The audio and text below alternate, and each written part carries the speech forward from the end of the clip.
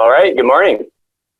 Welcome everyone. This is the third and final session of our 2023 Alaska Sustainable Energy Conference virtual workshop series. It's called Energy Storage Beyond Lithium-Ion Batteries, sponsored by the University of Alaska Fairbanks, UAF, and the Alaska Center for Energy and Power, ACEP. My name is Jeremy Vandermeer. I'm a research assistant professor at the University of Alaska Fairbanks. I'll be your MC tonight for this evening and today, and thank you for joining us. So just give a brief overview of this workshop series. This is a series of 3 virtual workshops being held monthly as 2 half-day Zoom sessions free of charge, leading up to the Alaska Sustainable Energy Conference happening in person, May 22nd and 25th at the Dena'ina Center in Anchorage, Alaska. We kicked off with the low carbon energy transitions lessons learned from global pathfinders in March, followed by carbon capture sequestration, the myth and reality in April. And we're excited to be wrapping up this series with you this week.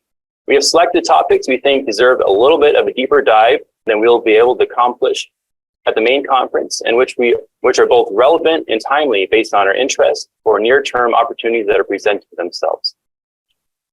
In each of these cases, our goal is to bring some of the top experts and practitioners together and present these workshops with a bit of an Alaska spin on them, or at least hear from speakers with information we think is highly relevant to an Alaska audience. Recordings of each virtual workshop will be available on the Alaska Sustainable Energy Conference website at www.alaskasustainableenergy.com.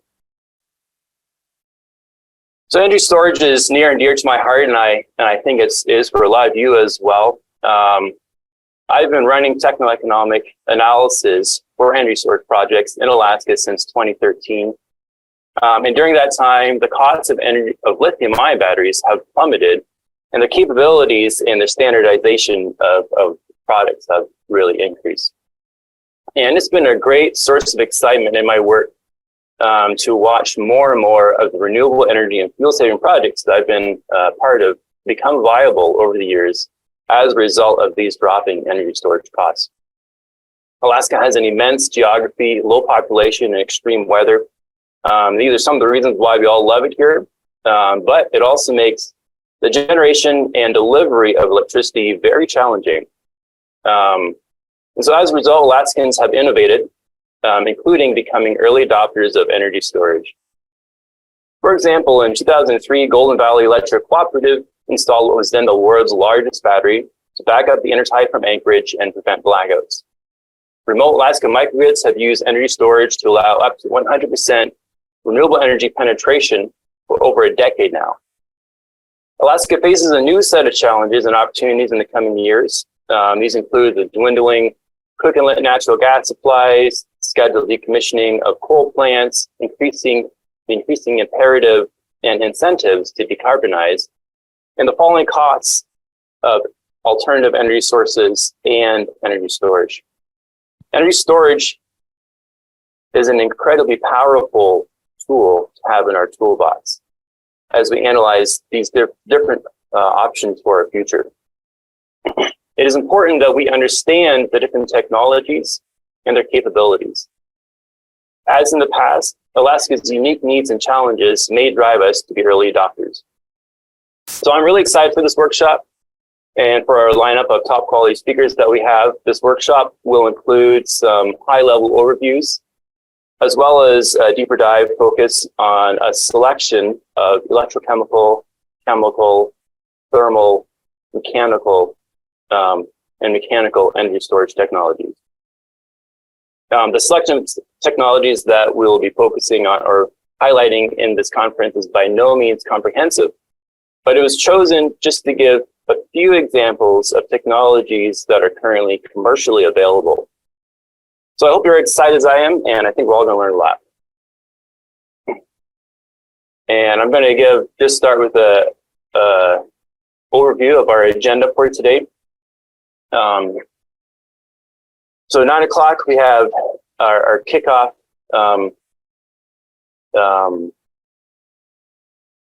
We have our kickoff presentation at 9:30, grid decarbonization. At 9:30, we have overview of energy storage technologies, which will give us a really comprehensive kind of overview of the energy storage landscape and all the different technologies that are out there. It'll be a fascinating look. And then we have energy storage use cases. What are energy storage being used for today and what is projected for the future? And then we'll have talk on pump hydro energy storage and then followed by a talk of electric vehicles to the grid before we wrap up for today, and then we'll continue tomorrow.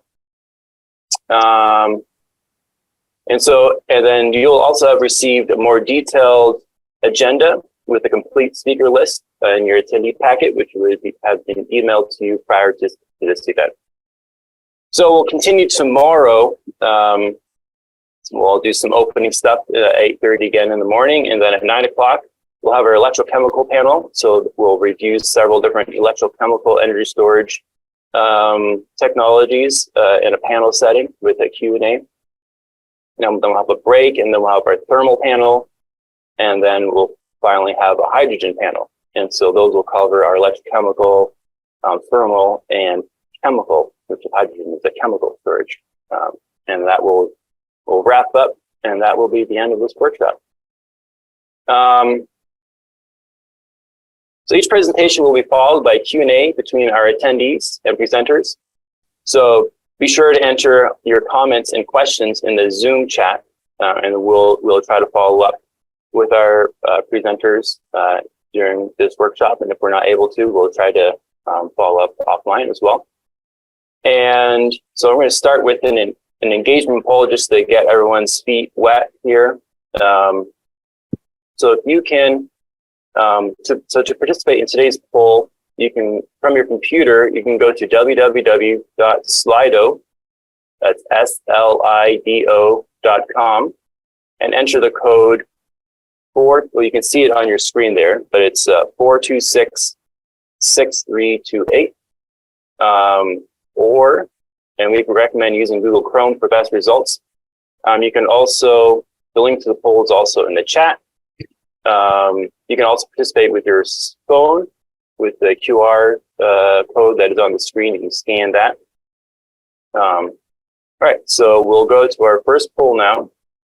And the first question we would like to know is just where people are calling in from. You know, where this is an Alaska-focused event, but we get people from all over the place. We got Fort Collins from outside of Alaska. That's awesome. We got Anchorage is showing up nice and big there. So we got strong representation from Anchorage. We're also seeing some remote Alaska sites. Kotzebue, that's awesome. Eagle River.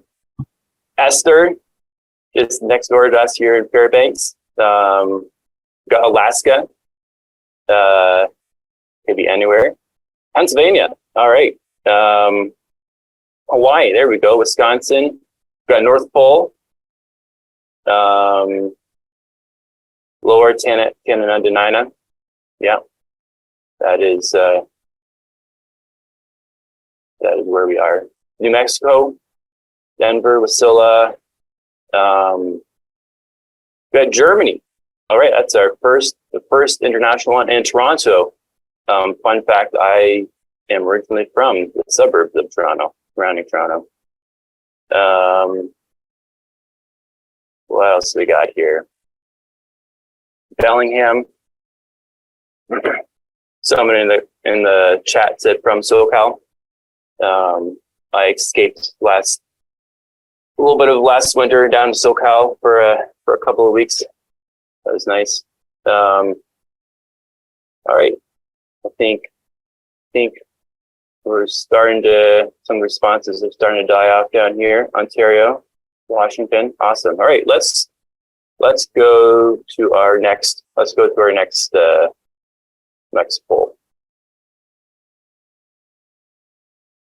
All right, so this will be interesting. I'm going to describe the most relevant sector or role that describes your relationship to electricity generation. And so this can, involve a little bit of creativity, but you can maybe work for an electric utility, maybe you're a member of an electric cooperative, maybe you provide engineering services, maybe you're involved in advocacy for decarbonization, You know, just kind of choose something that you think describes, yeah, petroleum engineer, academic research, consulting, advocacy, user. Yes, we're all users of electricity. Oil and gas, utility, federal government, member owner. Yeah. Western Power Pool Board. We've got lots of advocates, renewable developer. Oh yeah, got some cool technology providers in here. Simplifying the integration of renewable energy.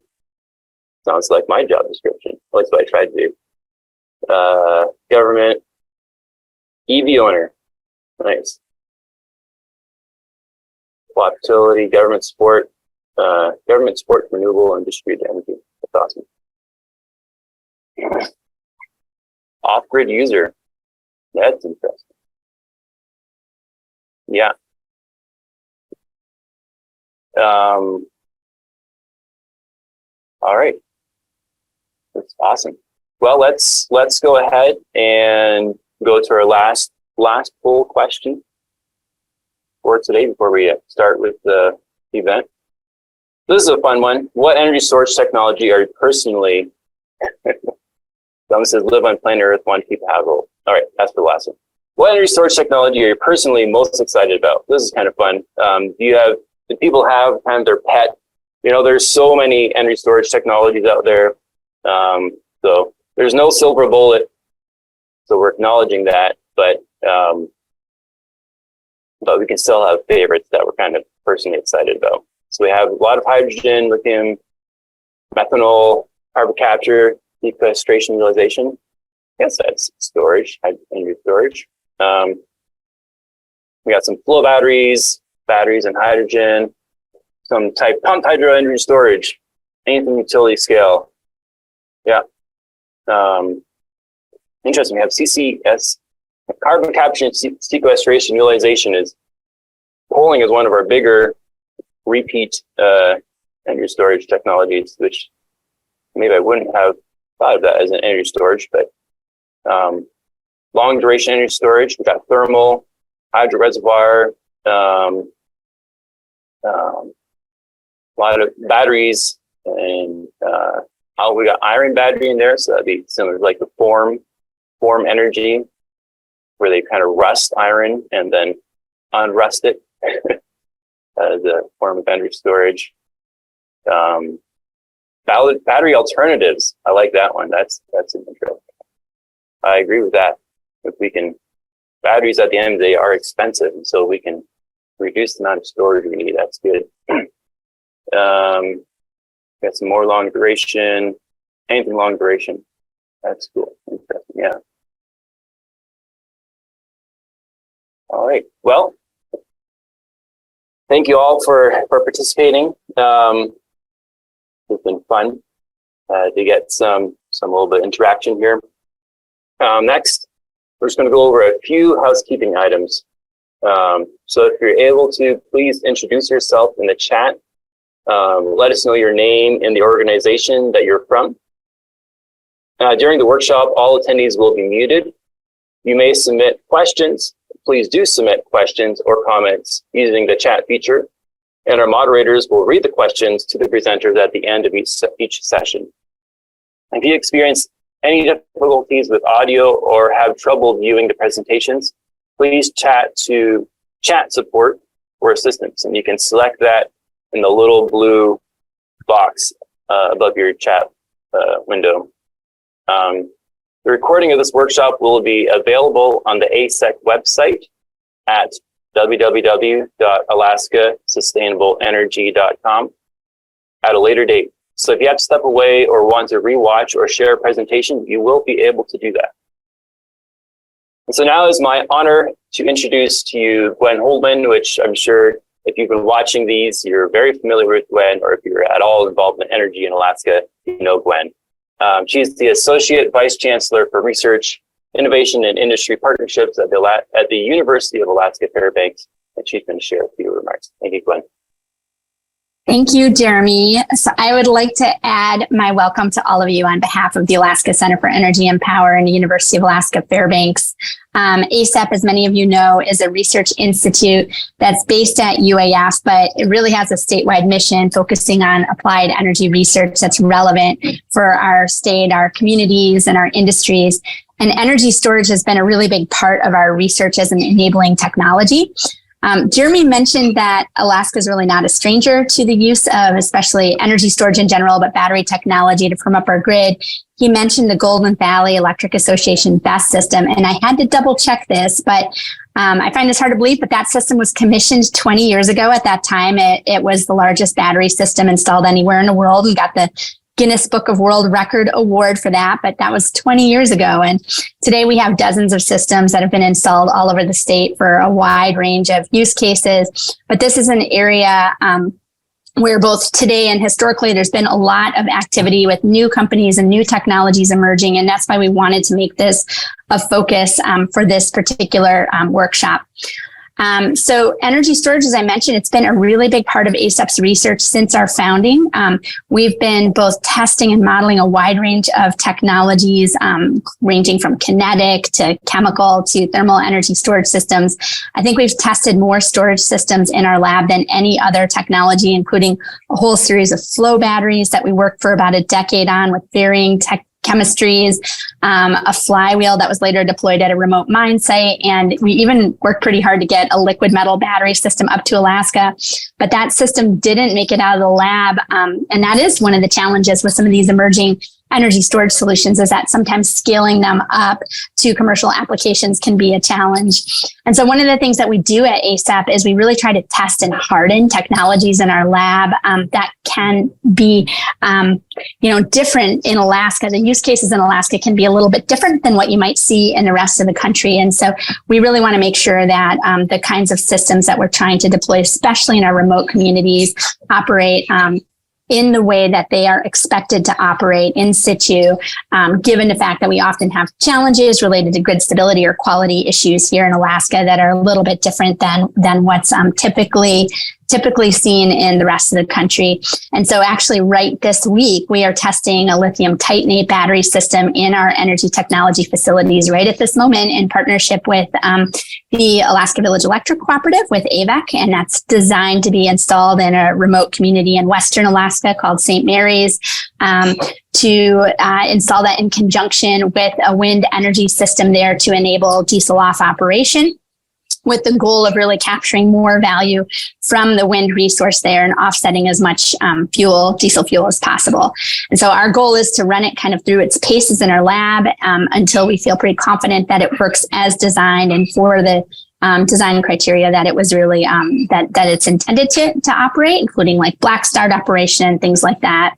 And so that's actually a really good segue to our first presentation, because that project for St. Mary's, the lithium titanate system with AVEC, is one of a number of projects that our first speaker has supported in Alaska for at least the last decade or more. So please join me in welcoming our first presenter, Dr. Imre Schuck, the director of the Energy Storage Research Program at the Office of Electricity with the U.S. Department of Energy. Imre is definitely no stranger to Alaska energy scene.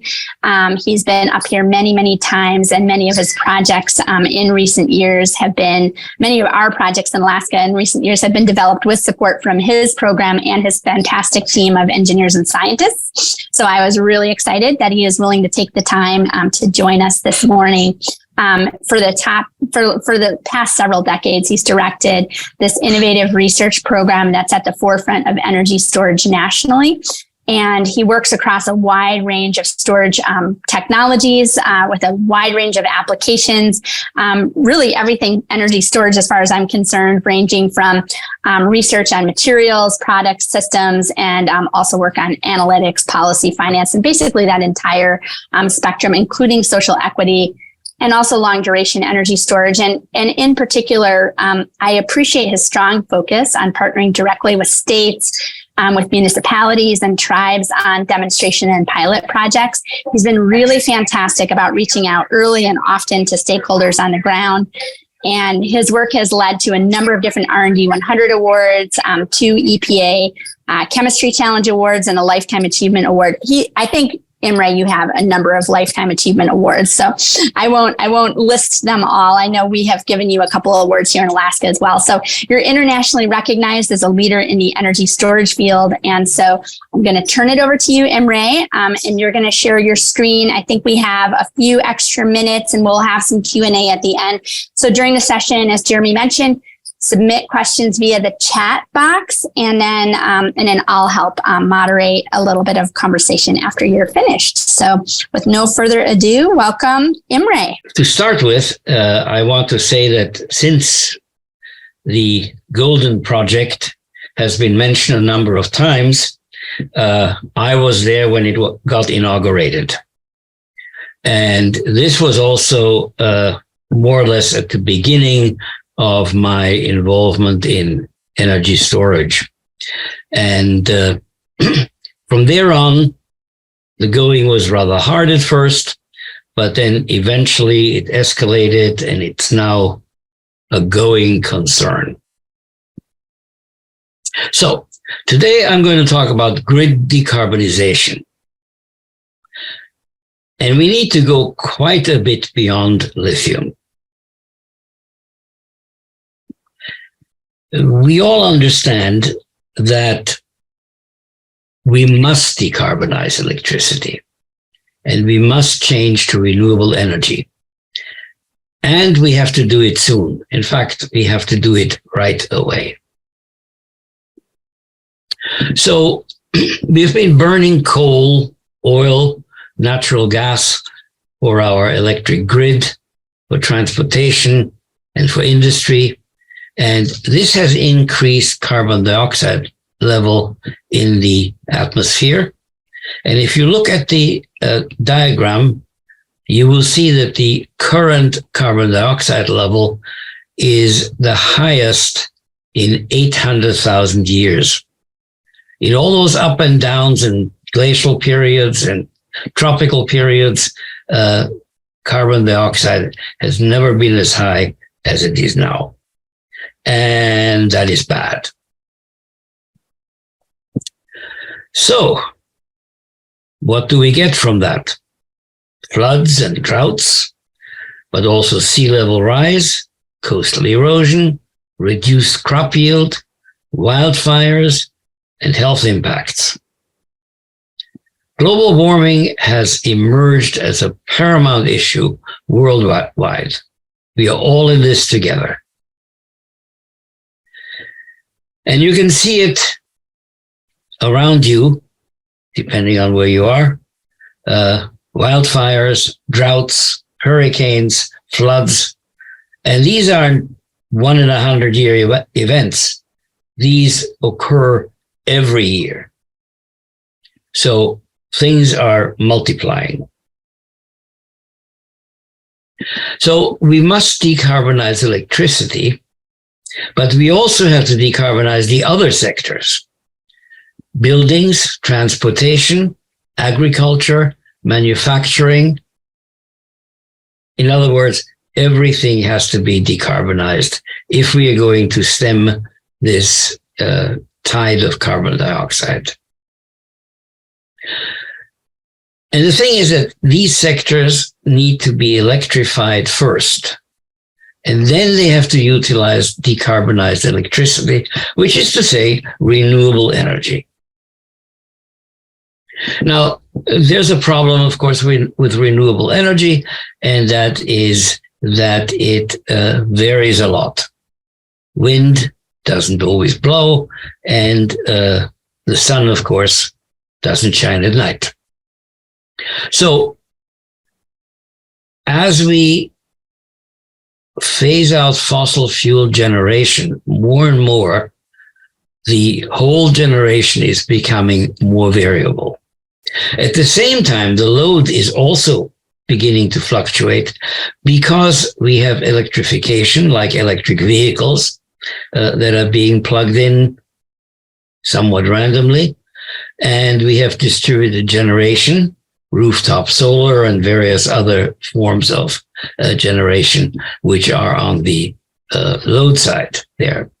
So between varying generation and varying load, we need a buffer, and that buffer is energy storage. Now, there are other things which can buffer the system, but storage is one of the main ones. Renewable energy requires energy storage. You simply cannot do without it. And that's why it's so encouraging that indeed energy storage has become one of the hottest issues in the electricity business. So we will need storage of various durations: short duration, medium duration, and long duration. Now, of course, these categories are artificial, but nonetheless, they are useful.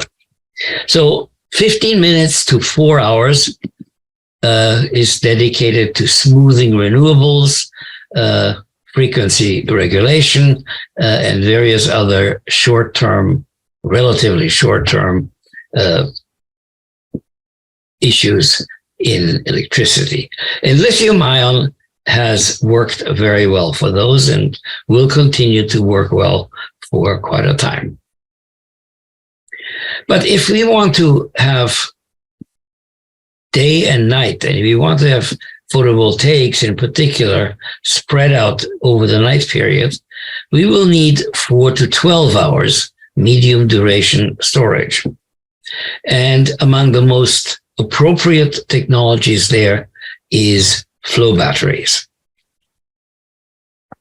But that's not all, because we may have 3 days of bad weather, and we need backup for that, and we need storage that can last for 12 hours to 3 days or so. And that's, we need to look to yet other ways of storing energy, like thermal and gravity. And we will need an awful lot of that. No exact numbers, but 1,200 to 2,300 gigawatt hours of energy storage are some of the estimates one hears. Now, with short duration, we have done quite well with lithium-ion technologies. We've used it for frequency regulation, for smoothing renewables, for demand charge reduction, substation upgrade deferral, and a whole lot of other ways in which storage can be used. And we have also created evaluation and planning tools, for example, Quest from Sandia, but EPRI and other institutions like the NVGL have their own planning tools. And we have viable business models which we have developed. In other words, storage can give a return on investment.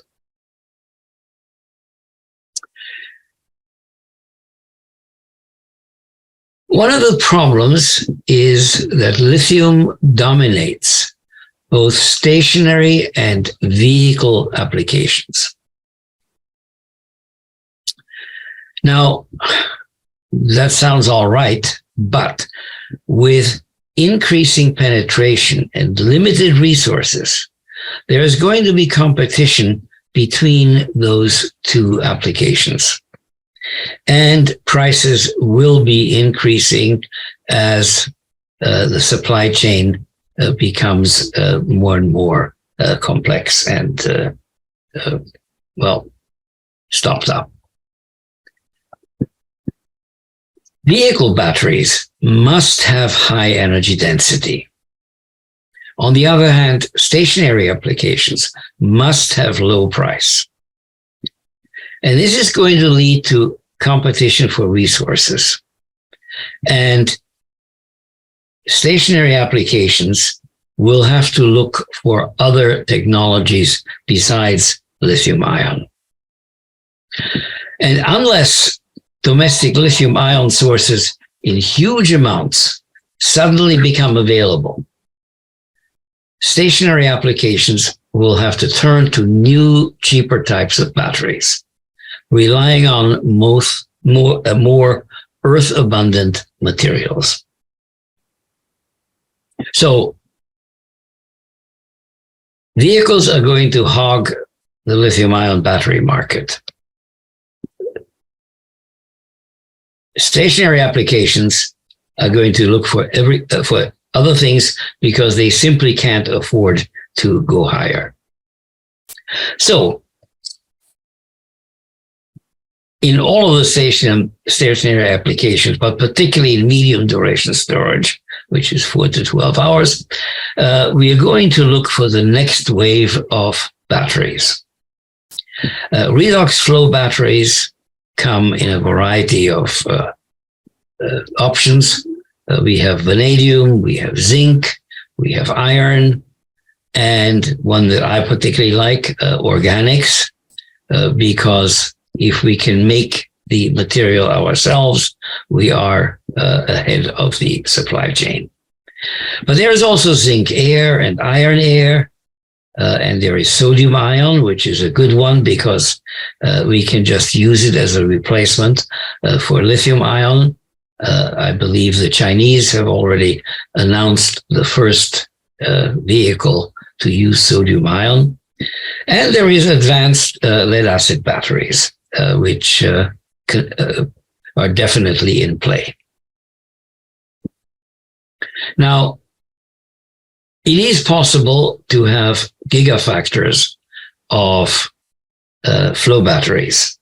Here is one in Ranke Power, and it's a 100 megawatt installation, and it can turn out 400 megawatt hours of power. And it's in Dalian, China, and it's on vanadium flow batteries. It was commissioned just last year in September of 2022. So if they can do it, we can do it too. And in fact, as an international effort, all kinds of flow batteries are beginning to come on the market or get close to it. For example, Invinity is doing an installation, 5 megawatt hours, that was commissioned again last year. And there are bigger ones planned in Australia and elsewhere. And moreover, they have assured a vanadium supply line for themselves. Another company, CM Blue, long duration organic electrolytes. So far, it's a smaller system, and the debut is planned for 2023 in California. So all kinds of activity with startups and companies that are a little bit further on as well. Long duration, 12 hours to 3 days, we have to look to different things from electrochemical batteries. We are going to look at mechanical batteries, and the batteries is in quotation marks, because a mechanical battery is like pumped hydro, or it could be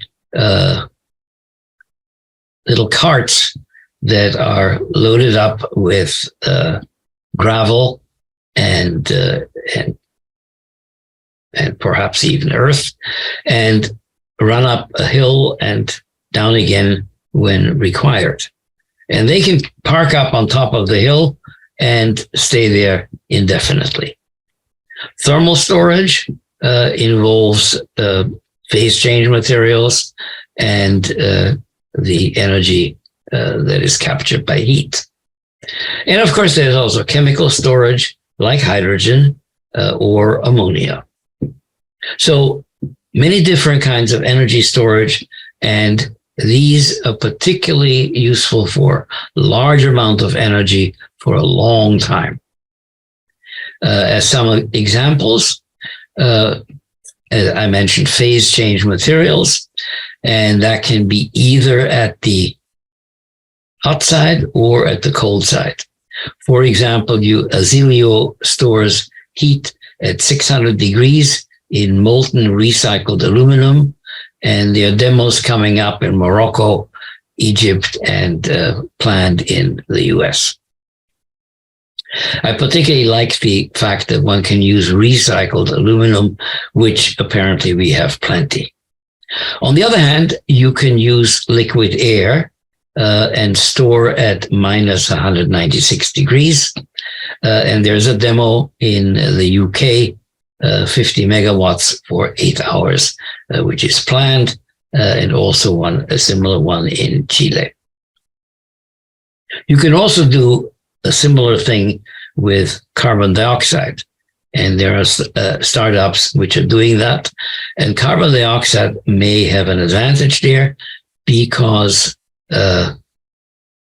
it can be, solid carbon dioxide can be stable at room temperature, dry ice, as we know.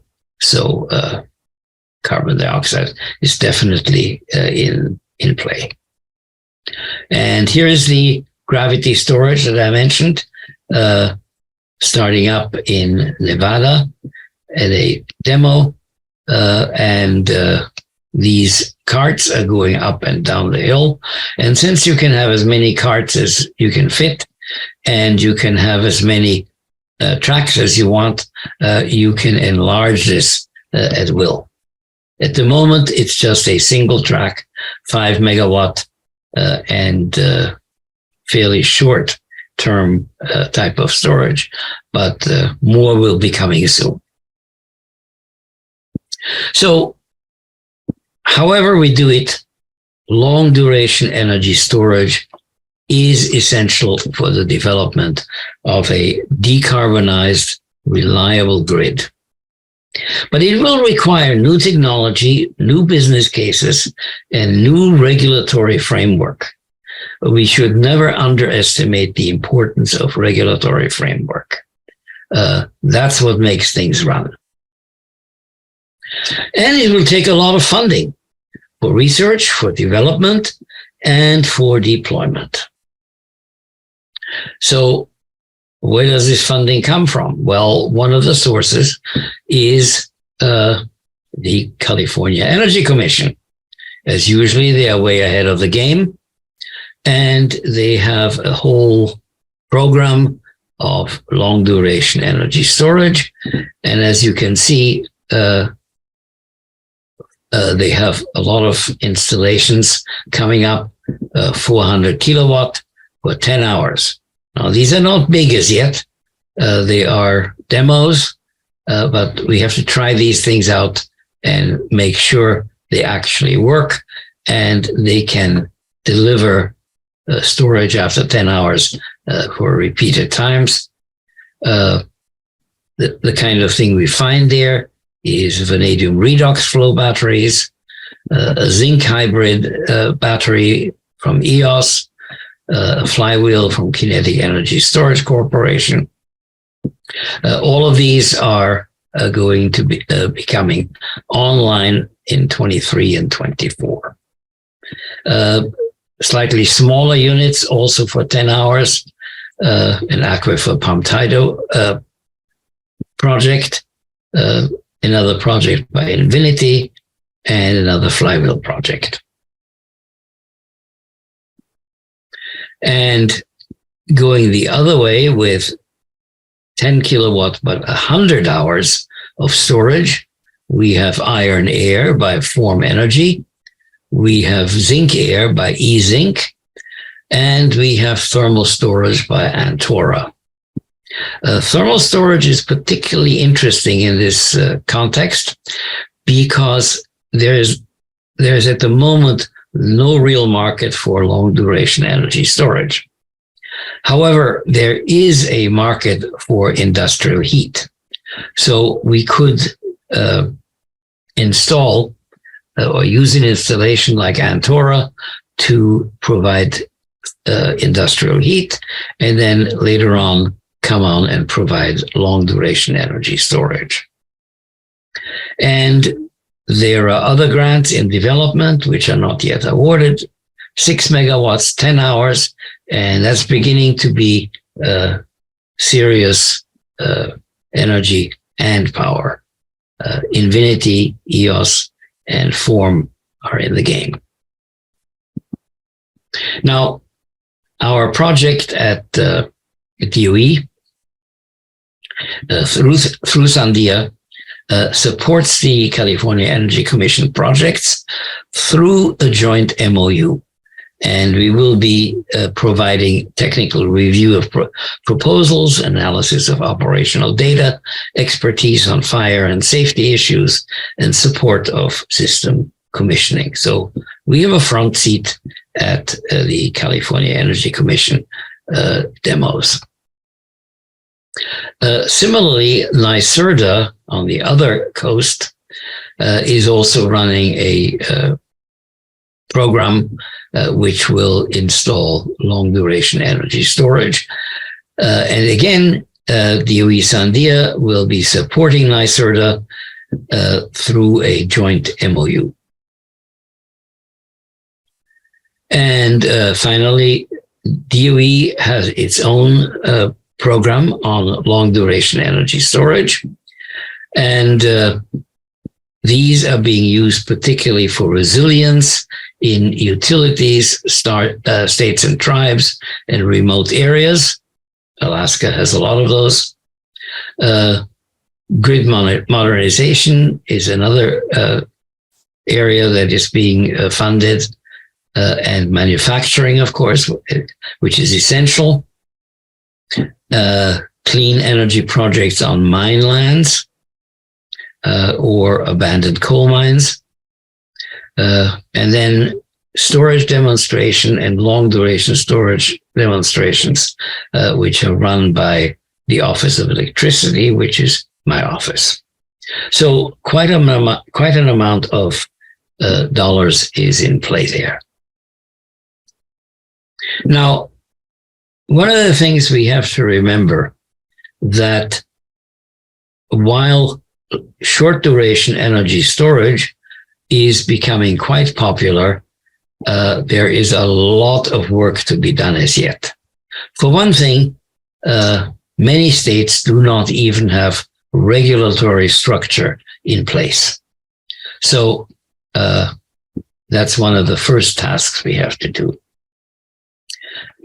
If we look at what's ahead, short duration, secure the supply chain, not just lithium, but cobalt and other rare materials as well. So the next thing is to deploy and deploy. There is a lot of storage which we have to do out there in all kinds of applications and all kinds of places. And yes, I mentioned it already, establish regulatory framework, and then get ready for the non-lithium technologies. Medium duration, we have to develop these new technologies, the redox flow batteries and zinc and iron batteries. We have to create business cases that will work for the medium duration. And we have to establish yet new regulations. And at the same time, we have to get ready for non-battery technologies like gravity. And then we have the period of long duration, and we have to develop, again, appropriate technologies. We have to fully develop recycling. We cannot continually use new materials. And we have to get ready for full decarbonization in the other sectors. And there's also seasonal storage, which we will have to look at, and that will be required for full decarbonization. So we need much more energy storage, and we need it bigger and safer. It has to be less expensive and longer in duration. And we need to apply it in equitable ways. If we don't do this, we are in very deep trouble. Thank you. Thanks, Imre. You ended so abruptly. I wasn't prepared to turn off my mute button, but thank you very much. I really appreciate it. We have a couple of questions in the chat here, but let me just start by just asking, you talk a lot about these specifications when you've talked about all these different either projects or technologies. You mentioned these ratings, like both a power rating and an energy storage rating. So for those that are a little bit newer to energy storage, would you mind just kind of talking a little bit about that? Like, what do you mean by kilowatt or megawatt, kilowatt hours and megawatt hours as those battery ratings? And I personally think this is important for folks to understand, because when we talk about capacity when it comes to generation sources, we usually talk about that in terms of megawatt. It's the power rating, whereas like with energy storage, it's usually more of how much energy can that battery system store. So do you just mind just quickly explaining when we talk about those ratings, what that means for folks, what they should be looking at? Okay, as Gwen said, megawatt is what we rate the power in. And just imagine the light in your living room is, let's say, about 100 watt. Kilowatt is 1,000 watt, and a megawatt is 1,000 times that again. So it's quite a lot. You can do a lot of light bulbs that way. But you can also do your refrigerator and your washing machine and your stove and what have you. So all of that is what it takes to power the electric equipment, the whole industry. Now, kilowatt hours is for how many hours you can do that, and that's energy. And you need energy in your storage unit. If you don't have enough energy, you can power things, but for a very short period only. If you have more energy, then you can use it for longer and longer duration. So it's important to have both megawatts and megawatt hours so that you can have enough electricity and for enough time. Great. Thanks for mentioning that, because I think it's going to be relevant to all of the presentations that we have over the next couple of days. Everybody's going to mention it. Yeah, everybody's going to talk about that. So I think that's kind of an important thing that folks should sort of be clear about, those two different specifications and what they mean in terms of an actual system. So we've got several questions in here about the federal funding opportunities that are out there, and really what you might see as some of the upcoming opportunities in the context of Alaska projects. There's questions about, for example, the DOE storage on mine lands, like what does that look like, or examples or details around the grid modernization program that could be applied in Alaska. So do you have any thoughts on like where, if you were an Alaska utility or a community that's interested in looking at some of these federal opportunities, where would you focus your time and attention? Well, abandoned mines is one of the possibilities. I'm not familiar with the mining situation. I know there is lots of mining in Alaska, back to the old gold days. But abandoned mines have usually underground structure that can be reused for some of the long duration, like compressed air or carbon dioxide, or even gravity storage, where you just hang something down there. But the whole installation can be used, and the same is true for abandoned generating plants. As we go away from fossil fuels, we can use those old fossil fuel plants and reconfigure them, so to speak, as storage units. Okay, we won't be using the chimneys and the boilers, but we will be using the land, and we will be using the electrical connections that are already there. So that's certainly a good possibilities, because we will need a lot of large generation plants. And so these are the abandoned mines. As far as innovation on the grid itself is concerned, storage on the grid, but also all other kinds of renewable energy, it's going to be a different story. Now, St. Mary's was already mentioned. That is an excellent example of grid innovation, and one that we are involved in, because you are taking two villages that will be using renewable generation and tying them up by a link, and they will be working together and as a unit. As you know, Alaska has many bits and pieces that are relatively isolated, but some of them can certainly be connected and create new mini grids around the state. Thanks, Simrat. And yeah, that's interesting. You kind of mentioned these interties. So in that case, between St. Mary's and Mountain Village, so where you've got that generation, a larger wind turbine in St. Mary's that's then providing power to both, with the energy storage kind of playing a key component to that system. And that brings up another question in the chat here around to what extent there are technologies that are emerging that will reduce our need for storage or change how we might use storage in the future. And so Bill Lady in particular mentions the potential for hot, dry rock, and basically being able to tap heat from the earth in different places, or the potential for replacing some of our transmission infrastructure with more hydrogen pipelines or things like that. Do you see technologies that are coming along that might change or reduce the need for energy storage, or do you think this is something that's going to continue to grow in terms of the importance for our electric power system?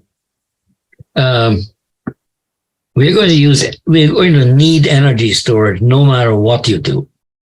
If you have, suppose for the moment that fusion becomes a reality, since it has been demonstrated by now, it's a constant source of energy. Our pattern of load of use is not constant. So you will still need storage, because you cannot rev up and down your nuclear plant. You have to go to storage to manipulate the load. Hydrogen is storage. I have it in my long duration storage. You need renewable energy to make it, and then you can run your generation from it. But, it is essentially a battery. Hot rock, that's yet another renewable source, and it's more steady than the other renewable forms of energy. But unless you have unlimited quantities, I'm thinking of Iceland, for example, it's not going to be sufficient. So storage, no matter what you do. Okay. All right. Well, thanks. And so there's a lot of questions about our rail belt. There's been a lot of emphasis on rural applications, but obviously we already talked about the Golden Valley BESS system. That's super cool that actually was part of your start in energy storage. I didn't actually know that. There's a question about what could be some applications, or how would you envision some opportunities on the rail belt? Golden Valley is right now looking at a long duration energy storage system. So there's a question in here about how you see that as potentially being an opportunity or an option for the rail belt grid, and kind of more in general conjunction with that. One of the reasons the Golden Valley system was developed in the first place 20 years ago is to sort of support that northern end of our power grid, of our rail belt grid, because we do have these, vulnerabilities. To what extent do you see opportunities for more storage and local generation versus beefing up transmission lines within the rail belt? Or do we look at a combination of those sorts of things in terms of grid modernization combined with storage? We've got, a lot of different areas that can self-generate. Like, where's that balance between storage and building out grid infrastructure? Do you have any thoughts on that? Yeah. And again, Golden Valley, that was first suggested in a study that was funded by the Office of Electricity, or whatever it was at that time. And the rail belt is very much of interest. And one of the things you can do with it, you can take nearby towns or villages and connect them to the rail belt. But at the same time, they can have their own storage and their own generation. But the connecting it to the rail belt will provide more flexibility and more possibility to more inertia to the system. So I can definitely see the rail belt being built out with more lines and more renewables, distributed energy resources. At the same time, of course, individual towns and villages can develop their own electrical facilities. I only have to mention Cordova with their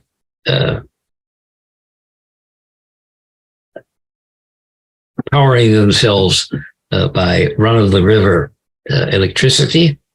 And again, storage helps to do that more efficiently. And I'm very pleased with the Cordova project that we were able to participate in. And, it's one of the highlights that I like to present. That's great. And unfortunately, Clay Copeland wasn't able to join us today because he is over in Scotland. But yes, I know that he's really appreciated the partnership with your office and with you particularly.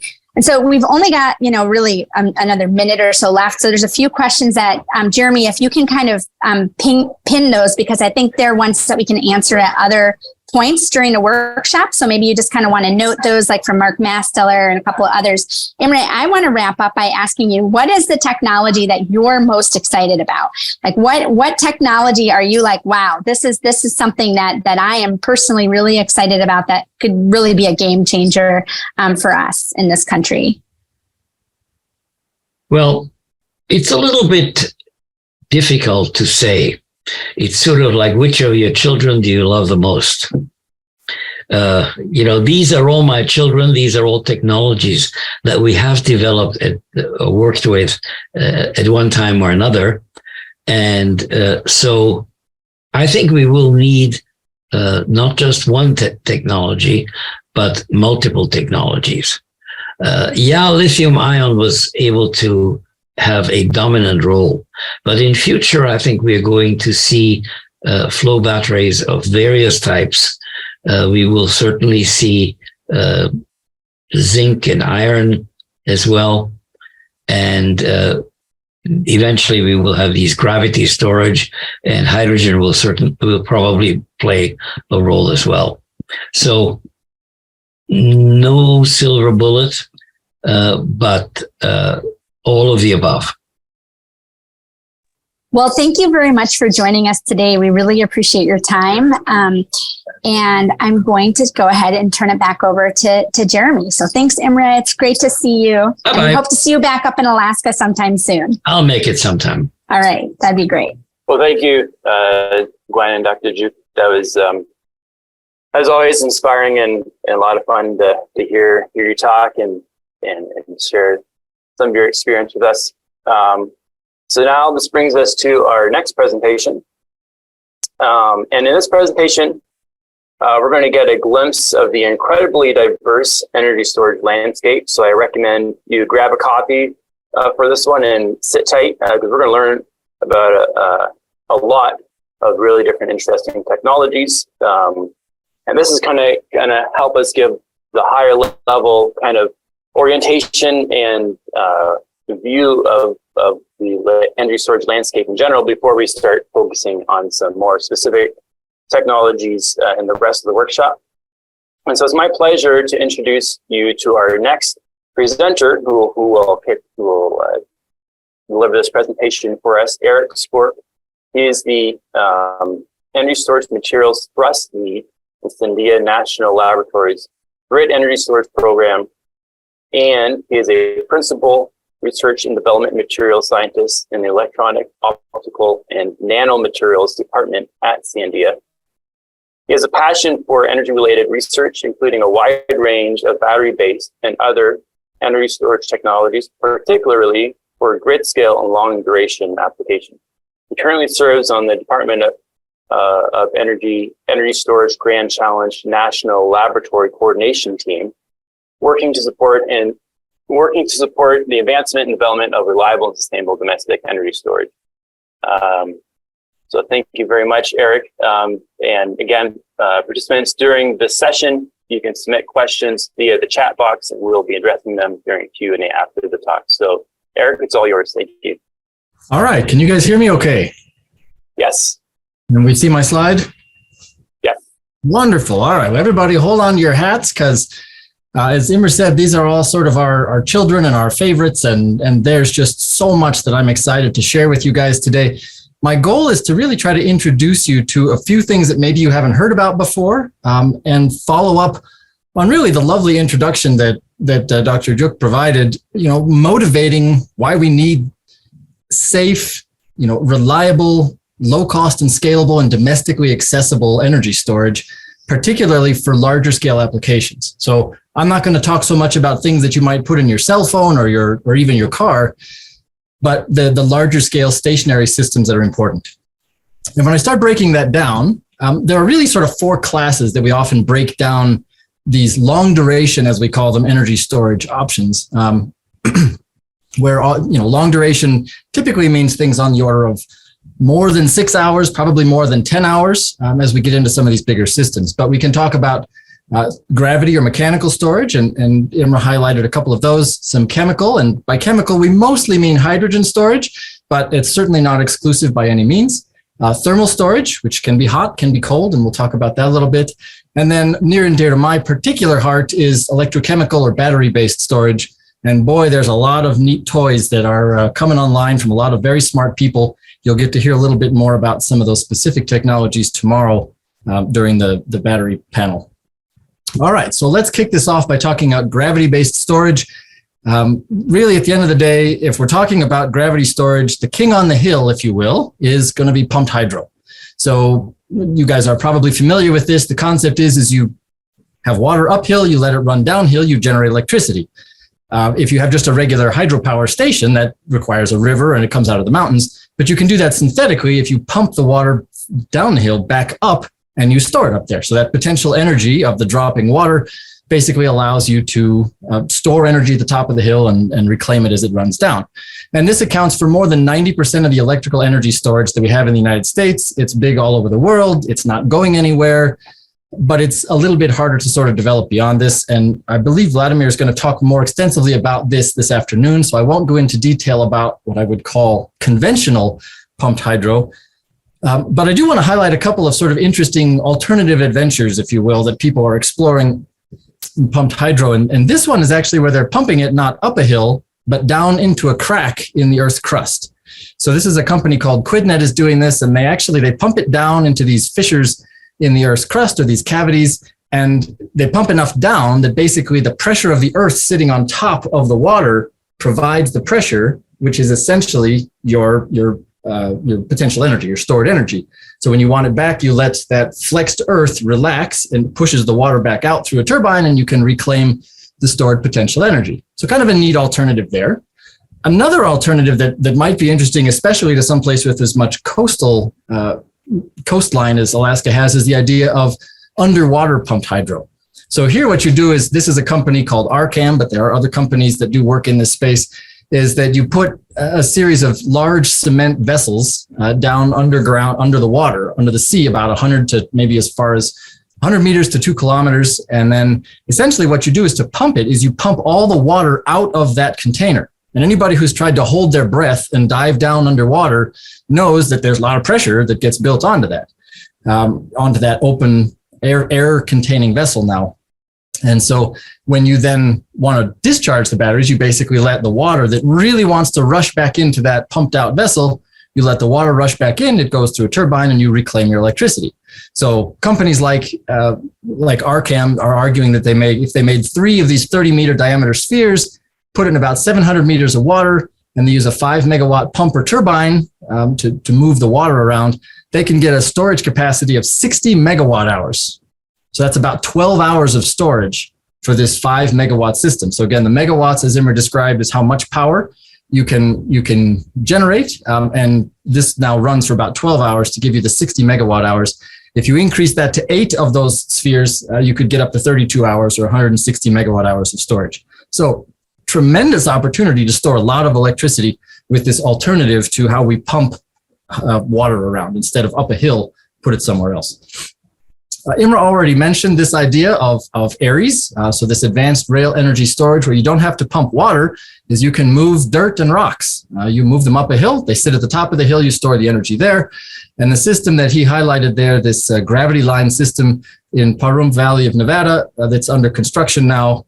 Clearly they're doing a 5 megawatt demonstration, but it's intended to be scaled again to larger scale. So this 50 megawatt system with ostensibly large system lifetime, and there's no flammability. I mean, you're running rail cars, which if you believe Jack London, Alaska's pretty good at rail lines. So this might be interesting as well. Instead of pumping things up, and putting it in rail carts, you can lift and lower heavy bricks or blocks of dirt using cranes. So this is a company out of Switzerland called Energy Vault, and they're doing this. What you see here is sort of their original prototype that they demonstrated this principle, as they would stack these blocks. It turns out that there's some logistical reasons why that's challenging to do on very large scale. So they've modified that approach. And now essentially what you're seeing here, the top left is that's an artist rendering, top left and bottom left, of where they would take 30-ton bricks and they lower them in elevators essentially. So they raise them up in an elevator and shuttle them down where they're stored elsewhere in what amounts to a great big building. And they can make these 10 megawatt hour modules, which is quite a lot of storage. And they're actually building this now. So there's an installation going in China, and they're putting together a 25 megawatt, 100 megawatt hour system. So that means you can get 25 megawatts for 4 hours of discharge. And it's quite a large facility, as you can see from the pictures I have on the right there. So it's going to be coupled in. You can see the wind turbine that's sort of highlighted in the picture here. But an interesting demonstration. They're going to make basically a great big warehouse that will store these bricks. Okay. Instead of moving bricks and so on, we can also think about mechanical storage in the sense of compressed air energy storage. This is not a new technology. It's been around for a long time. And 2 of the best known installations that are still in operation are in Germany and in Alabama. And these are relatively large systems that have been in operation for a very long time. There's some challenges with this though. So if you kind of look at over history, this eye chart I'm showing you here, a lot of these things have been not realized, discontinued. There's some real challenges to getting this to work well, but people are starting to get better at it. And as you scroll down this list, if you look on the far left, you'll notice in China, there's an awfully lot of advanced aggressive development and installation and commissioning of these compressed air systems, some of which are very large. So that circle on the right shows you we're talking about 16 gigawatt hours of storage are going into the facility there in Texas, 7.5 gigawatt hours going into that facility in China. So it's coming on board. It's something to pay attention to. It's a technology we should think about moving forward. All right, if we sort of move down the list of different technologies, chemical and hydrogen storage, I'm really only going to highlight hydrogen storage today. This one's always a little complicated for me because at the end of the day, you have hydrogen storage involves really 3 parts, right? So you have to have some kind of electrolyzer or other hydrogen generator. So you have to make your hydrogen. Then you have to store it somewhere, which from my perspective is really where the energy storage part of this equation fits in. And then once you have it stored, you typically have to consume it somehow, either in a fuel cell or a turbine or something else like a gas, or, a hydrogen burning turbine. And so there's multiple parts to this, and each of those technologies impacts essentially what you can do. But effectively, the idea is that you store hydrogen either in smaller quantities, can be stored in a pressurized vessel, so maybe up to megawatt hour scale, but really large amounts of hydrogen, you store those, for example, underground in salt caverns. And if you put 500,000 cubic meters at 2,900 PSI, that would make 100 gigawatt hours of stored electricity. So, and that's only at about 3,000 PSI. So this is sort of the direction a lot of the really large scale systems are looking at. And I'll show an example of that here in a moment. But the efficiency of this is also someplace there's a lot of research trying to improve both the generation, so producing hydrogen from electrolysis. Right now, that's estimated maybe between 70 to 80% efficient. And then pulling the energy back out of the hydrogen in a fuel cell might be about 50% efficient. In a combined gas cycle power plant might be as high as 60%. So the other thing that's really important to note is that if you're going to store hydrogen and use hydrogen, boy, we have got to do a better job of how we control leakage from hydrogen.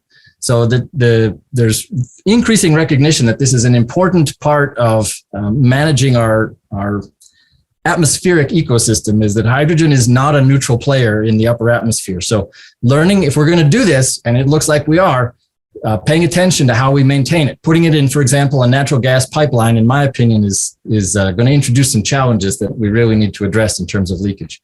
Natural gas and hydrogen are different beasts from a materials perspective.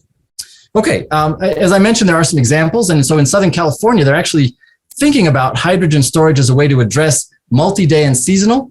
So what you can see in this plot is all these purple lines show where they have significant multi-day deficits in their generation from renewables. And so there's a real opportunity to use large-scale storage. And the way that they're going to do that, and this seems kind of nuts to some people, but there's great big salt caverns in Utah where they can renewably generate hydrogen, and then they can store enormous amounts of it down in these salt caverns, and they can use that then to potentially, they'll actually regenerate the electricity and transmit that through standard electrical transmission lines to Southern California. But that hydrogen would basically be used to power Southern California by storing it in caverns in Salt Lake. So part of the virtue there is to recognize, yes, there's opportunity and potential for us to do large-scale hydrogen storage, but also to recognize it doesn't have to be on site to still get the benefit out of the hydrogen storage. Okay, let's shift gears here a little bit to thermal storage. So again, this could be hot, this could be cold, and we're going to start with hot.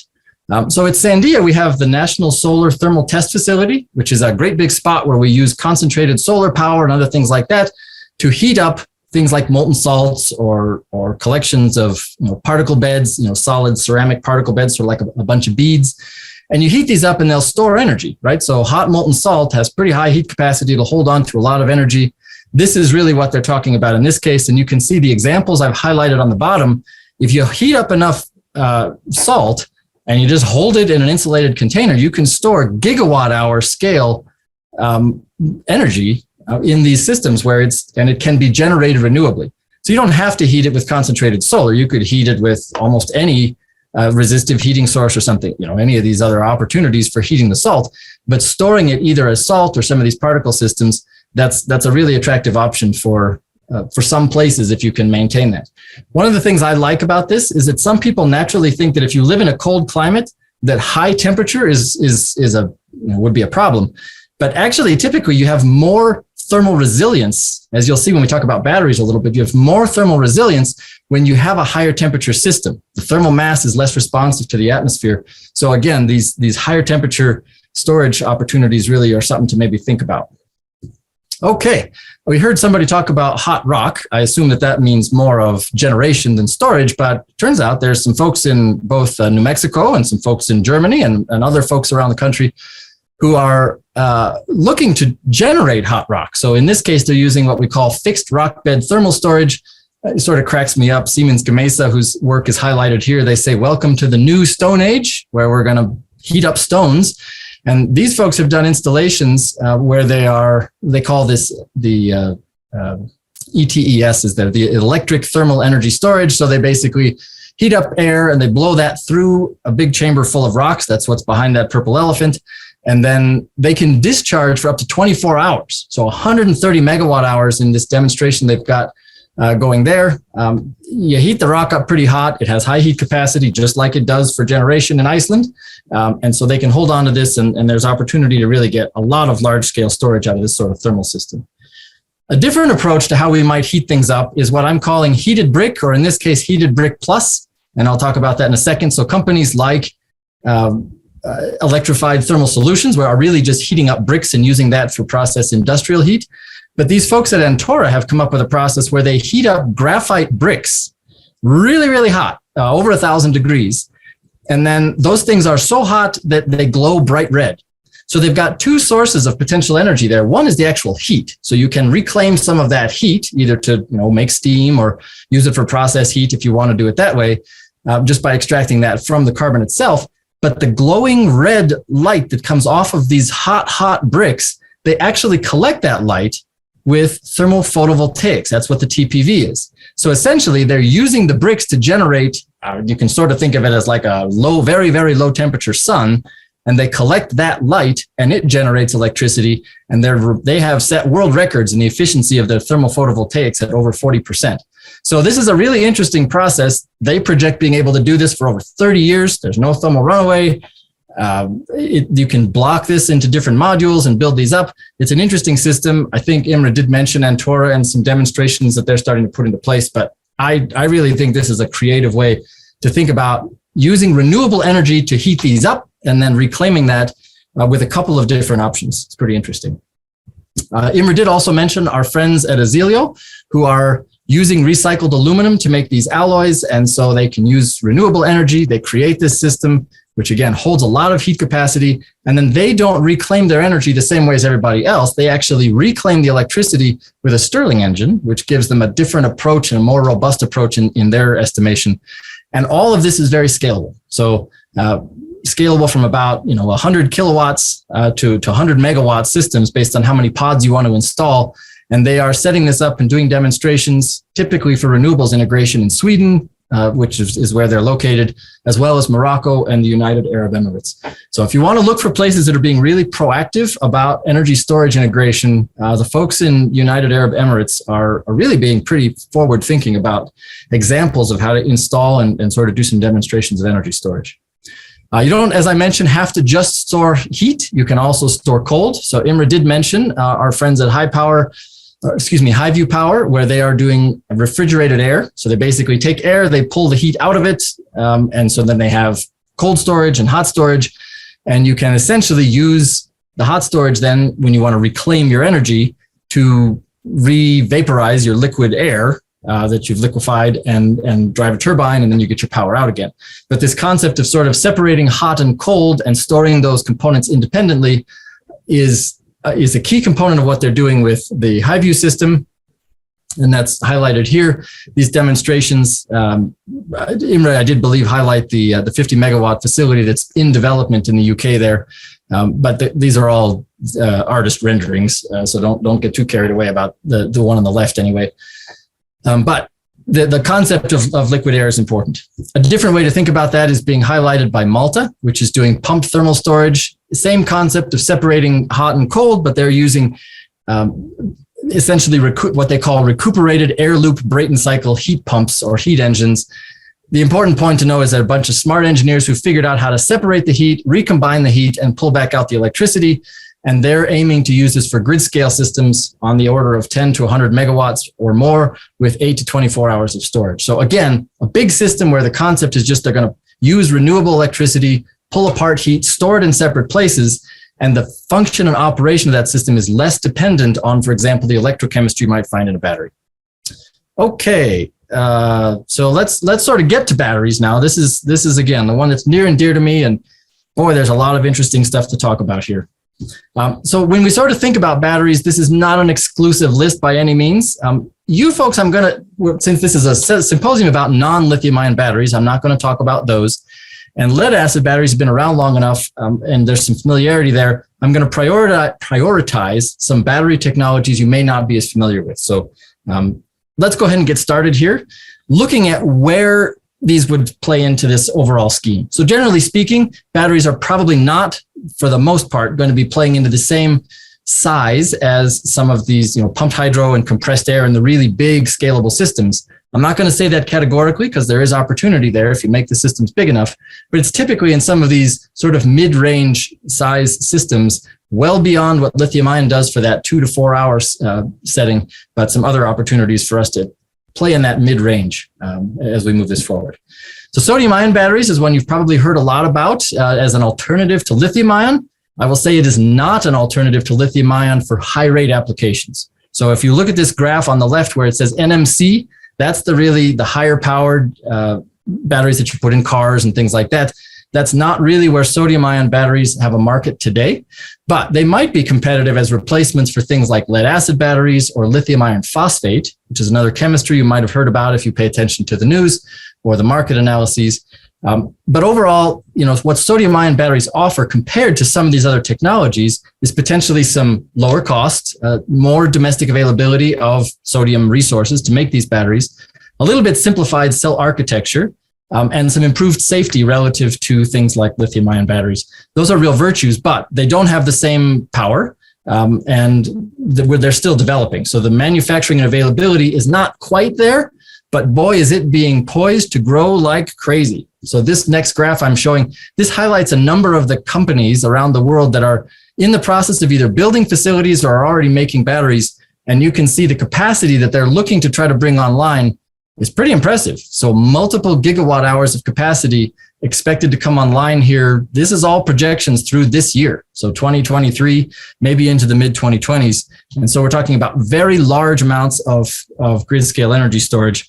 The numbers that are on here says 40 gigawatt hours by 2030, but if it's successful, it could be as much as 100 gigawatt hours of manufacturing capacity for these batteries. So keep your eye on this. It's something which is going to come on board. It's going to be part of our infrastructure and our ecosystem. It's just not there quite yet. There's an alternative type of sodium-ion battery that's called a Prussian blue analog. And these are being manufactured by a US company called Natron that's in, I believe, Massachusetts. I'm a little embarrassed. I'm forgetting that right now, as well as a company called Altris in Sweden. But essentially, the crystal structure of this material called Prussian blue, it allows them to shove sodium in and out of that lattice many times, unlike what you see in a traditional battery like a lithium-ion or a traditional sodium-ion battery. These will cycle up to 100,000 times, and they do it at extremely high rates. So they can move the ions in super fast and many times. So the market that these guys are going after is actually interesting. They're not right now targeting really big systems, but they are engaging for stationary systems. And the reason I highlight them here is one of the things they're doing is looking at how do they offset genset, diesel gensets. So coupling this as a hybrid system where this allows for fast response and sort of spin up of the diesel, you waste less fuel, you generate less CO2. There's some different opportunities in here of pairing one of these very high rate, highly cyclable systems as part of a more hybrid system, either with a lithium ion, with a lead acid, or a different higher capacity system. And when I've talked to these folks, the market for payoff on that is really pretty quick to turn that around. So it's an exciting alternative, and I expect this class of materials to grow a little bit as we move forward. Getting away from sodium, imagine if you could take sort of a AA battery or a D battery, and instead of having that just power your Walkman, and yes, that dates me a little bit as to having a Walkman powered by a AA battery, but imagine if you could do that to power your grid or as backup power for your system. There's work that's going on here to try to essentially do just that. So using zinc, which is cheap and abundant and has high energy density, and something like manganese oxide, which is what's in that AA battery, finding ways to make that scalable and cyclable, where you can charge and recharge it, would be really attractive. Okay, and so there's a company called Urban Electric Power in New York. There's another company called, I believe it's Zelos, that's also working in this system. And they're making and deploying systems. So the system that UEP is doing, they've actually just installed a big system at the San Diego supercomputer as a backup power there. But they're targeting potentially large scale systems configurable out to multiple hours. If you want to get away from the manganese oxide, which is one of the challenges to getting that battery to work really well, zinc nickel is a chemistry that's been around for a long time. It's a little bit smaller system, but it has potentially slightly higher power. And companies like Zinc 5 or ZAF and their offshoot Acer are all working on that. And companies like NZinc are actually developing specialized high performance zinc anodes to make these batteries. So I do expect zinc is absolutely going to be a big player. Some of that is exemplified by these zinc bromine batteries. Imre did mention EOS is doing some installations here. Conceptually, they're doing reactions with zinc and bromine, and that allows them to get these stationary systems with lots of cycles. So 20-year lifetime and 6,000 cycles with 3 to 12-hour discharge duration are what they're targeting with their current commercial products that they have online. They're doing some larger demonstrations of this. They're preparing to make, this 60 megawatt hour solar installation. They're going to put 35 megawatt hours of storage onto that. So really pretty interesting examples of what you can do with zinc bromine. And we'll come back to that a little bit here. Air-based batteries are also important, and that's a segue from zinc into iron, where conceptually now you basically take a metal, whether it's zinc or iron, and as Jeremy mentioned, you essentially rust those. So rusting zinc we call oxidation, but effectively you can run these systems and they're air breathing. So you really have less work to pay attention to there. There's a few complications when you try to interact with the atmosphere to get these to work well, but it's absolutely coming. I do expect metal air batteries like these to be a big part of what's moving forward. Redox flow batteries are a little different than traditional ones, and Imre did show this vanadium battery that's going in China that can power up to 200,000 residents in a day with this 400 megawatt hour system that they've got installed. The idea of these is essentially you store your energy in big tanks and you pump it into a smaller reactor that actually does all the chemistry. So these tanks store the energy and this drives your power. So you can independently store a lot of energy, or you can control the power. You can do those separately, and that's a really powerful way to get after these larger scale, very responsive systems. Okay, and you're going to actually hear about a company called Redflow, which is doing a different zinc bromine chemistry than the EOS folks. They're doing it as a flow battery, and they've got lots of installations that are coming into play. So keep your eye on that technology as well. I mentioned the idea of higher temperature is good. So you're going to hear tomorrow from some folks at BASF and NGK who are very successfully deploying sodium sulfur systems, and they've been doing so for over a decade. They've got over 700 megawatts and 4.9 gigawatt hours of deployed storage in 200 sites all around the world. They just put in an enormous 648 megawatt hour system in Abu Dhabi. And so that's an attractive system that's coming together. And as I said, you'll hear about that from Mayen tomorrow. But also nickel chloride systems where it's molten salt instead of sulfur. This is also an attractive system. And what I like about these, again, is look at these ambient temperature ranges. So they operate at high temperature, but if you use it regularly, you can use it at very cold or very warm temperatures, and it's reasonably long discharge with good efficiency. These are a promising system. This is one that's actually relatively near and dear to my heart, so I like that. There's other companies that are like Enlighten who are trying to put this together and try to make this out of a little bit lower temperature system where they're actually flowing sodium and they're flowing sulfur. And so they're trying to do this at more cost-effective, lower temperatures. And they're, again, using sort of the virtues of both the molten sodium, higher temperature chemistry with the flow battery. And so that's a technology that's coming into play. Those folks are in Colorado. The last one I did hear earlier, we talked about the liquid metal batteries. These folks at Ambri are putting this forward more and more attractively. So this actually, the chemistry they're using here it's called a calcium antimony battery. And the details of the chemistry are probably not super important, but what's interesting to note, it operates at pretty high temperature, but again, very robust temperature range for the ambient temperature where you can run this. They're scaling this up. They've got good high power that they can put out of this. So 250 kilowatts is quite a lot of power, reasonably large systems, and they're starting to install and deploy these. I know they had some hiccups a number of years ago, but they've got their act together. And so in data centers with Microsoft and Xcel Energy in Colorado, they're getting ready to put a system in. It'll be a 300 megawatt, 1.2 gigawatt hour system for renewables in South Africa. So it's coming on board. And again, the temperature resilience and the lack of maintenance that's required on these systems should be really attractive. So I know I'm long on time here, but I just get so excited talking about these different technology sets, whether it's gravity, mechanical, chemical, including hydrogen, thermal storage, or all of the different battery technologies. And I certainly didn't cover all of them. It really should be a lot to get excited about. And with that, I will thank you for your attention. Apologize for going longer than I wanted to. Get carried away, I guess, and just sort of acknowledge my support from Dr. Zhuk's program at the Office of Electricity. And if we have time for questions, I will answer them. Well, I think we have time for questions. I will let our coordinator pull us off the screen if we go over long. But I'm going to start with some questions.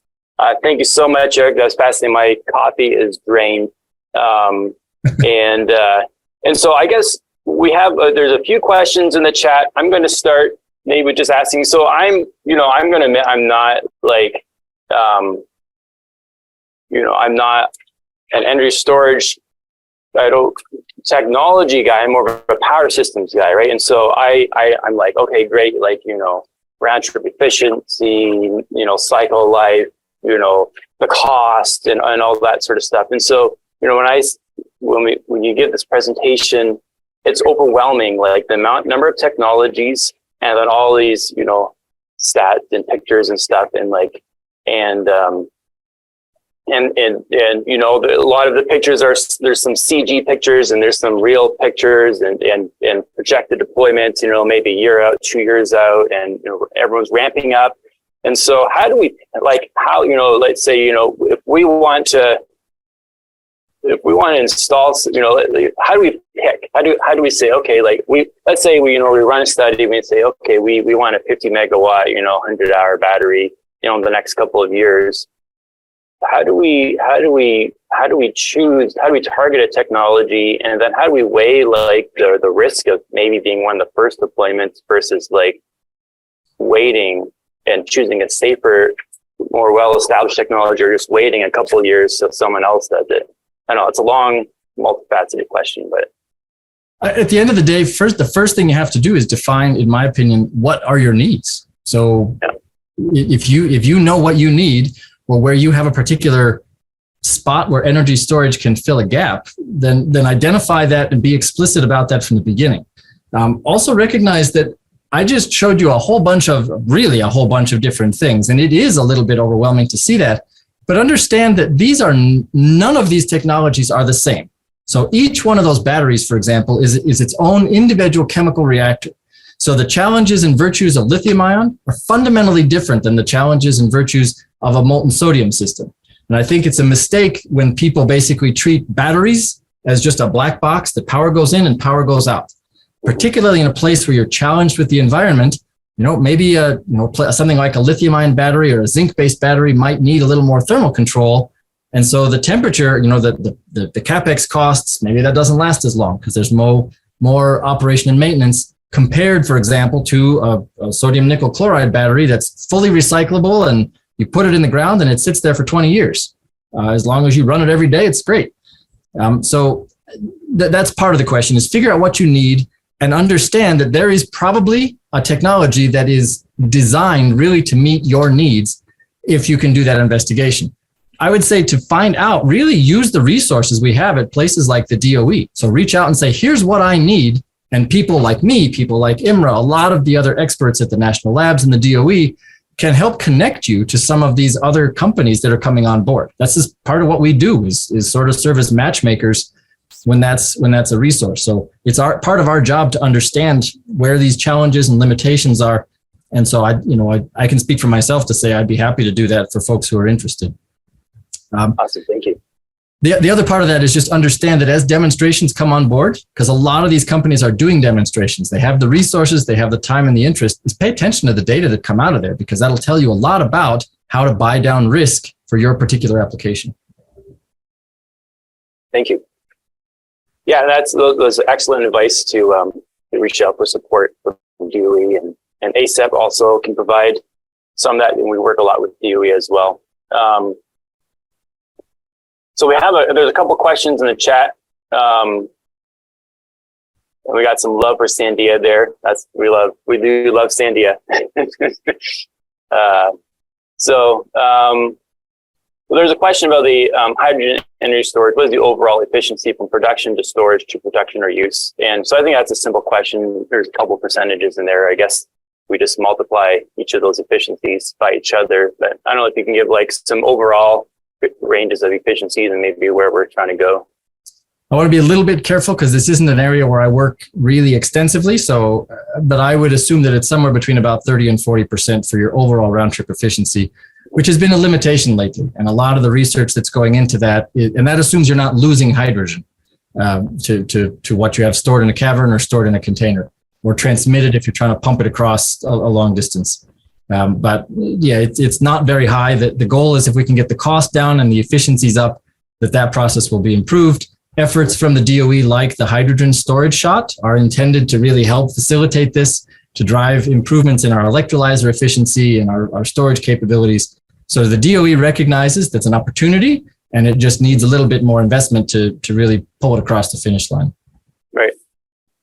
And I guess that leads to another interesting point. You know, when I look at a lot of these different long duration energy storage technologies, a lot of them do seem to have low round trip efficiencies. There definitely seems to be a trade-off between, you know, you can use these super cheap materials. You have a lower capex or maybe like a lower, you know, life cycle cost, but then you trade some overall efficient, you know, round trip efficiency performance for it. And so I don't know, do you want to and so for 34%, you know, is that bad, or what kind of efficiencies are normal, and what are those trade-offs look like? So for most batteries that I know, if it's less than 80% energy efficiency, which for those of you who are fluent in this, that's a combination of your voltage efficiency and your coulombic efficiency. If your overall energy efficiency is less than 80%, you're going to have a bad day, because that basically means that you can't have a battery that lasts for 20 years. You're losing too much efficiency on that. So you want to have that number as high as possible. Most of the battery technologies that I showed today are at least 70 to 80% energy efficiency, even in the sort of prototype stage, as they move up into some of these demonstrations. That's their goal. If they can't get that kind of round trip and energy efficiency out of the system, then the batteries are not going to be commercially viable. They can't make enough money because they can't store and deliver enough electricity. So the onus really is on them to figure out, how do we get this, you know, how do we get the most we can out of these batteries? The other variable that I want everybody to think about is not just CapEx. I realize CapEx is important because you have to write the public grant or whatever it is. You have to get the money from the state to install the system. You have to pay for it. But at the end of the day, the LCOS, in my opinion, so this is basically all of the cost of the battery amortized over the entire lifetime and cycle number of the battery. To me, that's a super important thing to think about. So a battery that might be more expensive today, if it allows you to have reliable storage for 20 years that you don't have to think about, holy cow, that concept of resilience and reliability is really hard to put a market value on. We're struggling to figure out, how do you really assess the dollar number with something that just says, I'm not going to have to worry about my battery X blowing up. I shouldn't say blow up, having a safety infraction or breaking down. And unintended what did the SpaceX call it? Unintended deconstruction. I really just sort of meant, not by blow up, just sort of get out of control in terms of what the performance and the reliability. I didn't literally mean explode. No, Finding systems which are going to give you that. And that's why doing your analysis ahead of time. If you only need a battery that will last you 3 years, okay, that's a different value proposition than saying, we're going to put this into a position where it has to stay and has to be reliable for 10, 15, 20 years. That's you pay something different for that long. Thank you. Yeah, that's awesome. And we should wrap it up there because we are eating well into our break time. Thank you so much, Eric. And for all the other questions, we'll try to get back to them. So it's now my pleasure to introduce you to the moderator of today's remaining sessions. Please help me welcome Ed Jenkin. He is the Chief Operations Officer at Matanuska Electric Association. Ed is a licensed professional engineer in the state of Alaska with more than 30 years of experience working for electrical cooperatives. He is presently the Chief Operations Officer for Matanuska Electric Association. And this role is oversight of MEA's system planning, engineering, operations, and system dispatch. He graduated with a Bachelor of Science degree in electrical engineering from the University of Alaska Fairbanks in 1984. He represent UAF. Ed is intimately familiar with the operation of the rail belt grid and has thought a lot about the different possible energy solutions for our future. And it's been an absolute privilege for me to learn from Ed personally, and I believe he will do an excellent job helping focus the discussion for these next presentations. So Ed, it's all yours. Thank you, Jeremy. I'm really excited about this next session and this continuing session of looking at energy storage. Our first speaker coming up is Paul Denholm from NREL. I've worked with Paul, and you talked about a little bit of learning from me. Well, I learned a lot from Paul, so it just flows that way. Paul is a senior research fellow at the National Renewable Energy Laboratory. His research focuses on examining the technology and economic impacts of large-scale deployment of renewable electrical generation and the role of energy storage. He holds a PhD in energy analysis from the University of Wisconsin-Madison. So, Paul, with that, I'm going to turn this over to you as we learn a little bit about some of the application of some of this technology we're talking about. Great, thank you.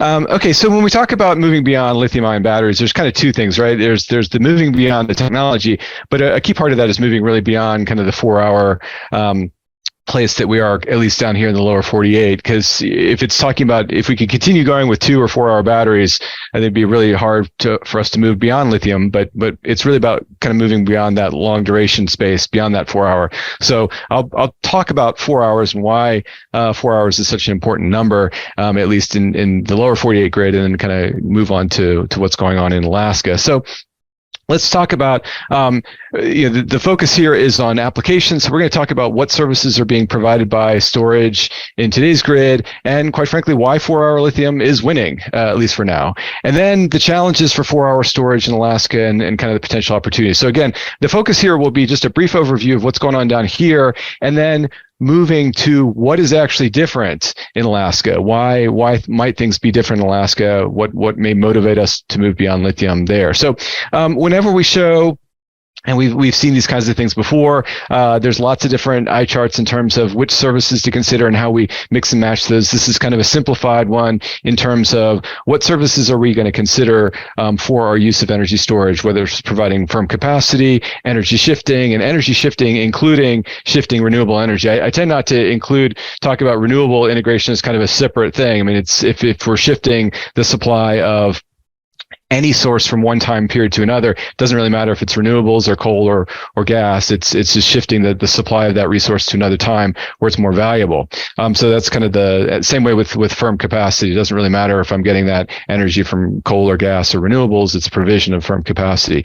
And then transmission deferral, something we talk a lot about down here, is how do we kind of use storage to reduce the amount of transmission we need to gain access to those high quality wind resources. And then we'll briefly talk about kind of the whole ancillary service thing, because that's really how this whole current regime of storage got started.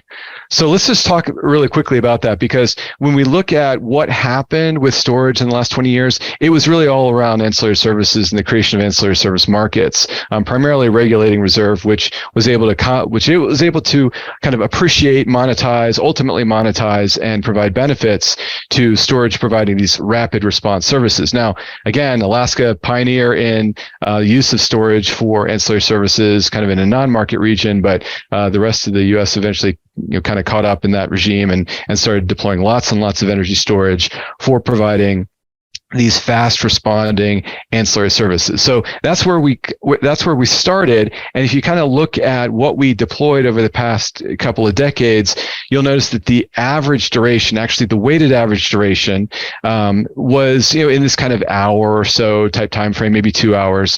Again, that's largely because we were deploying an awful lot of these shorter duration batteries, and we were deploying some longer durations largely as demonstration, but a lot of the stuff that was really making money in the marketplace tended to be kind of this half an hour, 1 hour long duration storage for provision of ancillary services. So we're seeing that obviously the number of storage plants going in, growing greatly. You can kind of see 2022 over 4,000 megawatts of storage, up to around 9,000 megawatts with tons and tons of storage in the queue. So seeing a lot of deployments historically focused on ancillary services.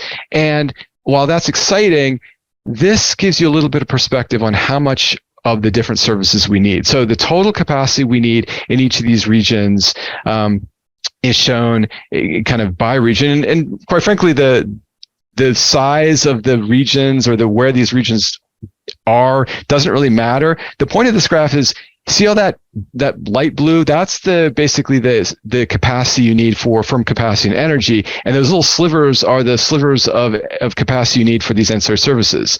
So while there is a significant opportunity for ancillary services, it is inherently limited. The total amount of regulating reserves needed in the entire lower 48, so something like 8 gigawatts, and we're actually right around that now. So we're rapidly running out of the need for new storage to provide operating reserves. Now, I'll mention the Alaska context a little bit more, but I wanted to make it clear that we're kind of saturating the ability of new storage to provide ancillary services, and we're moving to something else. And what we're moving to is provision of firm capacity. Again, we've got all those ancillary services, and then the next thing you need is the provision of firm capacity. How are you going to provide energy on those hot summer days or cold winter nights when everybody's air conditioner is blasting or everybody's heater's on? And so one thing you notice in 2022, the average duration was really close to, and this is using a limited data set, really close to 4 hours. And that's really transitioning because of something called the 4-hour capacity rule. And the 4-hour capacity rule is a rule that says if you're going to provide firm capacity, you need to have at least 4 hours of duration. And that rule was instituted by a number of regions, starting with California, but also several other regions. And that basically says that if you look at the summer peak, the duration of the summer peak period, again, here in the lower 48, it's about 4 hours long. And so if you kind of look at the geometry of the situation, if you've got a battery that has at least 4 hours of duration, you can get full capacity credit. It means you could get the full monetary value of providing capacity.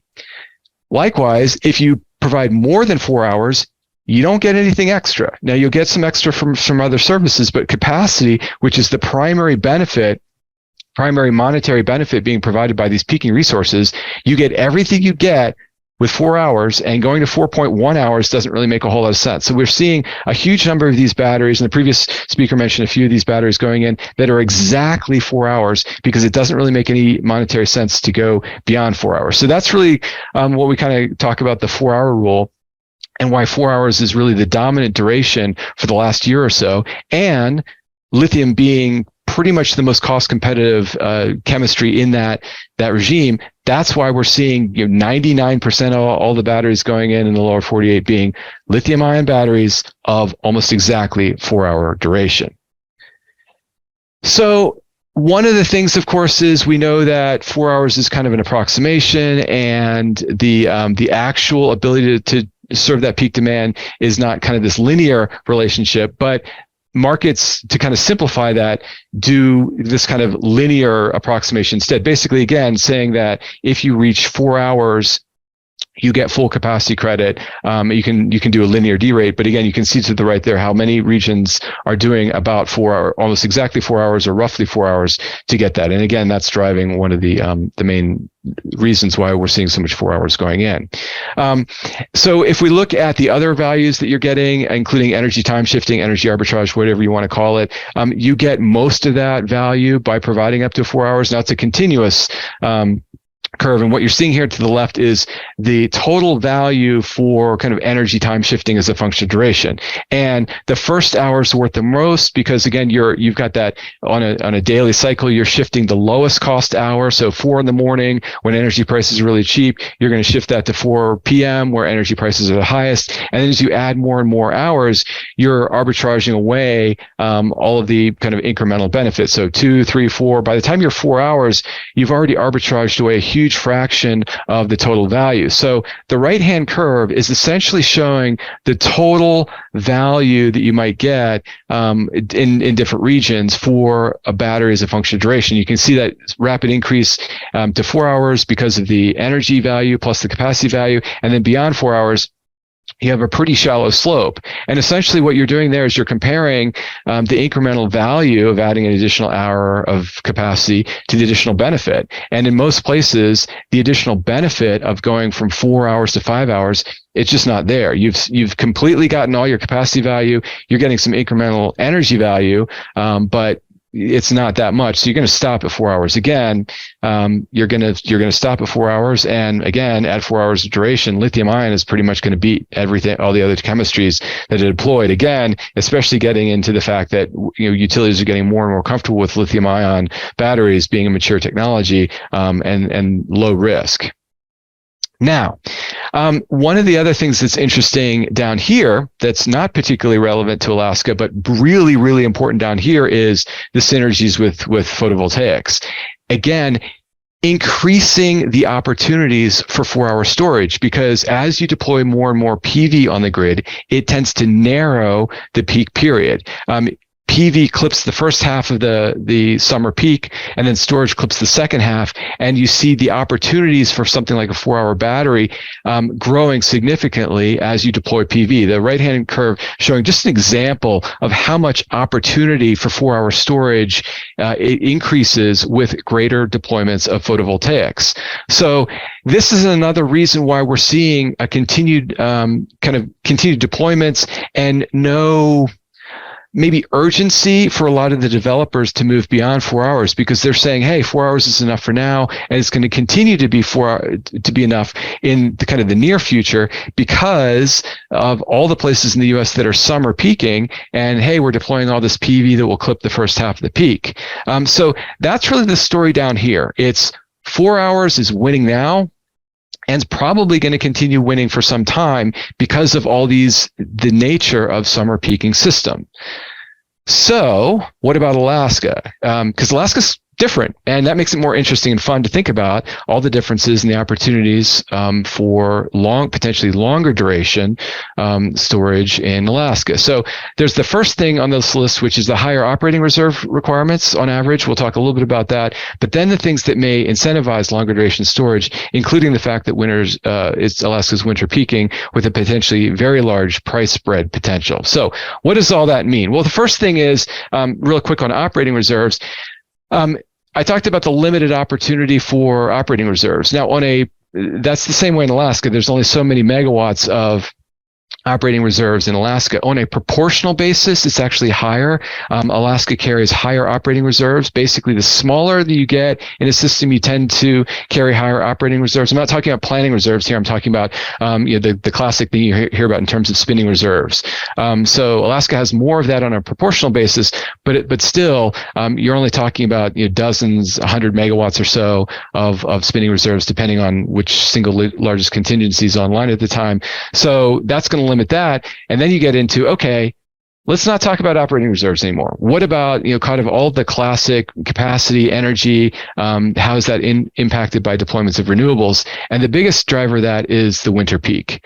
So unlike that 4-hour long summer peak that you experience almost all of the rest of the US, Alaska tends to have these long winter peaks. So this is the actual winter peak in 2018. I just grabbed 2018 because I had it convenient, but it looks similar in other years.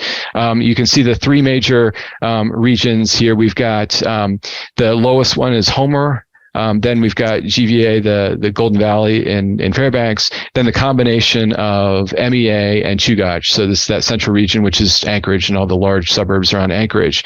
So when you add all that up, you see the kind of this total winter peak that happened on January 25th in 2018. And you can see kind of the late evening, the absolute peak, but that peak looks pretty flat. It doesn't get that nice kind of sine wavy look that you get in the summer peaks. And the length of that peak is really going to be the driver behind, okay, are we going to be able to capture the storage value by providing peaking energy? Well, what happens if we add some 4-hour storage? I mean, can we do something with 4-hour storage? And the answer is yes. You can clip that first half that evening peak with 4-hour storage, but eventually you add just as little as about maybe 40 megawatts of 4-hour storage, you've got a flat peak that's over 6 hours long, and you're not really too far away from having a 12-hour long peak. Because again, storage, it produces this net peak of, well, okay, you put in some storage, you're going to clip the peak. What's left? What's the next thing to meet the peak after that? So 40 megawatts of storage out of a 800 megawatts peaking system, that's not that great on a percentage basis. We see much greater ability of storage to provide a large fraction of total peak in summer peaking systems, because you've got that narrow spiky peak in these other regions.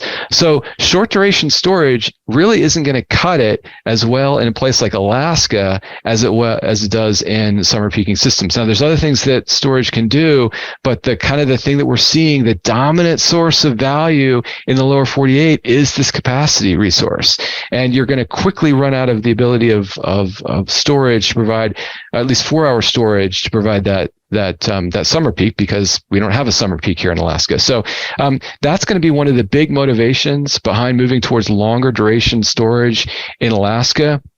Now, the other thing, of course, going on that's different in Alaska is the potential high price differentials. And by that, I mean the difference between on-peak prices and off-peak prices.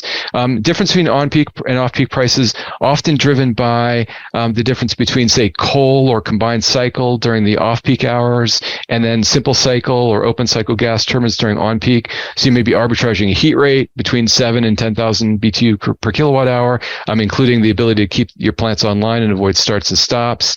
Or you might be arbitraging the difference between coal and gas, which can be more significant. But in Alaska, we have this problem of potentially dramatically increasing fuel prices. Natural gas in the south, and especially things like fuel oil in the north, where if you're in Fairbanks, and you've got an oil-fired unit kind of on the margin, it may be providing just the fuel price alone will be in excess of 10 cents per kilowatt hour.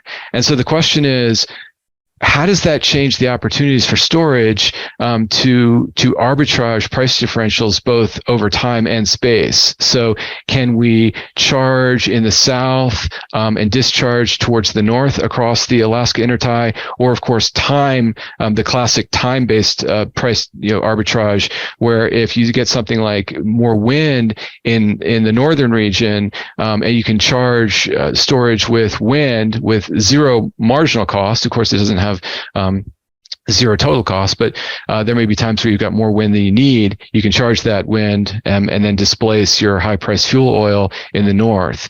And so depending on what happens with the price of natural gas, and again, the price of wind and solar, we may see significant opportunities to take advantage of these large price deltas. The lower left-hand corner, left-hand corner graph is some fuel price projections that Alaska Energy Authority produced. The right-hand side is NREL's current projections for roughly the levelized cost of energy from a power purchase agreement for wind and solar, kind of in a generic location in Alaska. This is based on our annual technology baseline with some pretty significant price premiums for Alaska. So we see power purchase agreements in like North Dakota are like 1 cent per kilowatt hour or $10 per megawatt hour. Quite a bit higher, of course, in Alaska due to higher installation costs and a lower quality resource. But again, there may be some really interesting opportunities to take advantage of these price differentials. So that will motivate storage of all different durations. But if it's wind, it tends to be longer duration. So that was really kind of a quick whirlwind. I wanted to make sure we had plenty of time for questions. But really, I wanted to emphasize the fact that we have quite a bit of a different situation in Alaska, moving beyond 4 hours, because you just can't take advantage of those summer peaks that we have down here that really are nice synergies with something like 4 hour storage.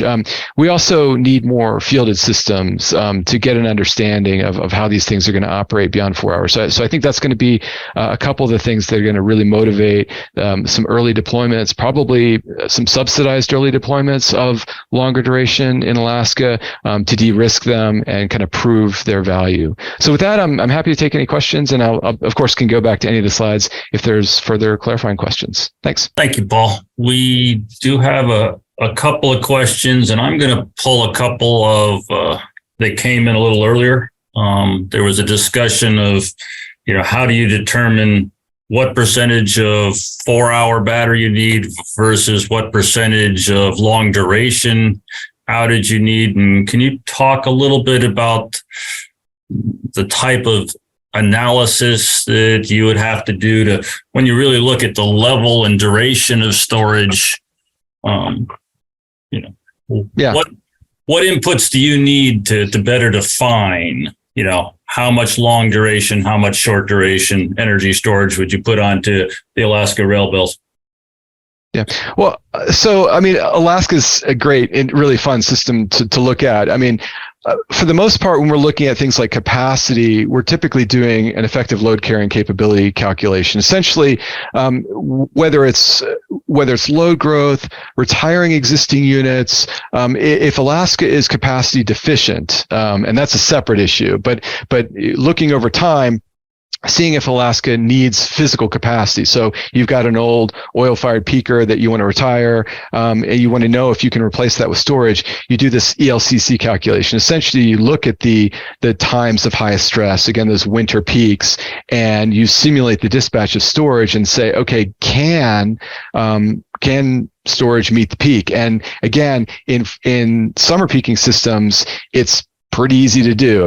There's almost a universal conclusion that 4-hour duration storage can provide high capacity credit in these regions. In Alaska, it's just not that case. You're going to be able to get there with some 4-hour storage, but you're going to quickly come into the place where batteries by themselves are not going to be able to replace physical thermal capacity.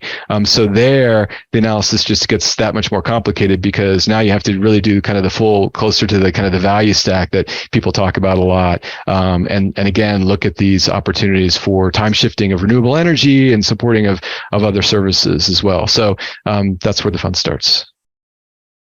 So we talked about synergy in some places between storage and solar. In Alaska, maybe you're going to be looking more at trying to develop synergies between storage and wind. So, what do you need as far as, understanding of the wind resource in order to, figure out what that synergy is? Yeah. So first of all, unfortunately, the synergies between storage and wind just isn't there as much as it is between solar and storage. You just don't get those. When it's hot, it's sunny. That's basically the case. You get haze and things like that. But here in the summer peaking systems, when it's hot out, it's at least partially sunny. And it's not the case when it's cold, it's windy. You just don't get those synergies. You also don't get the strong diurnal pattern that's highly predictable. You always know when the sun is going to rise and when it's going to set.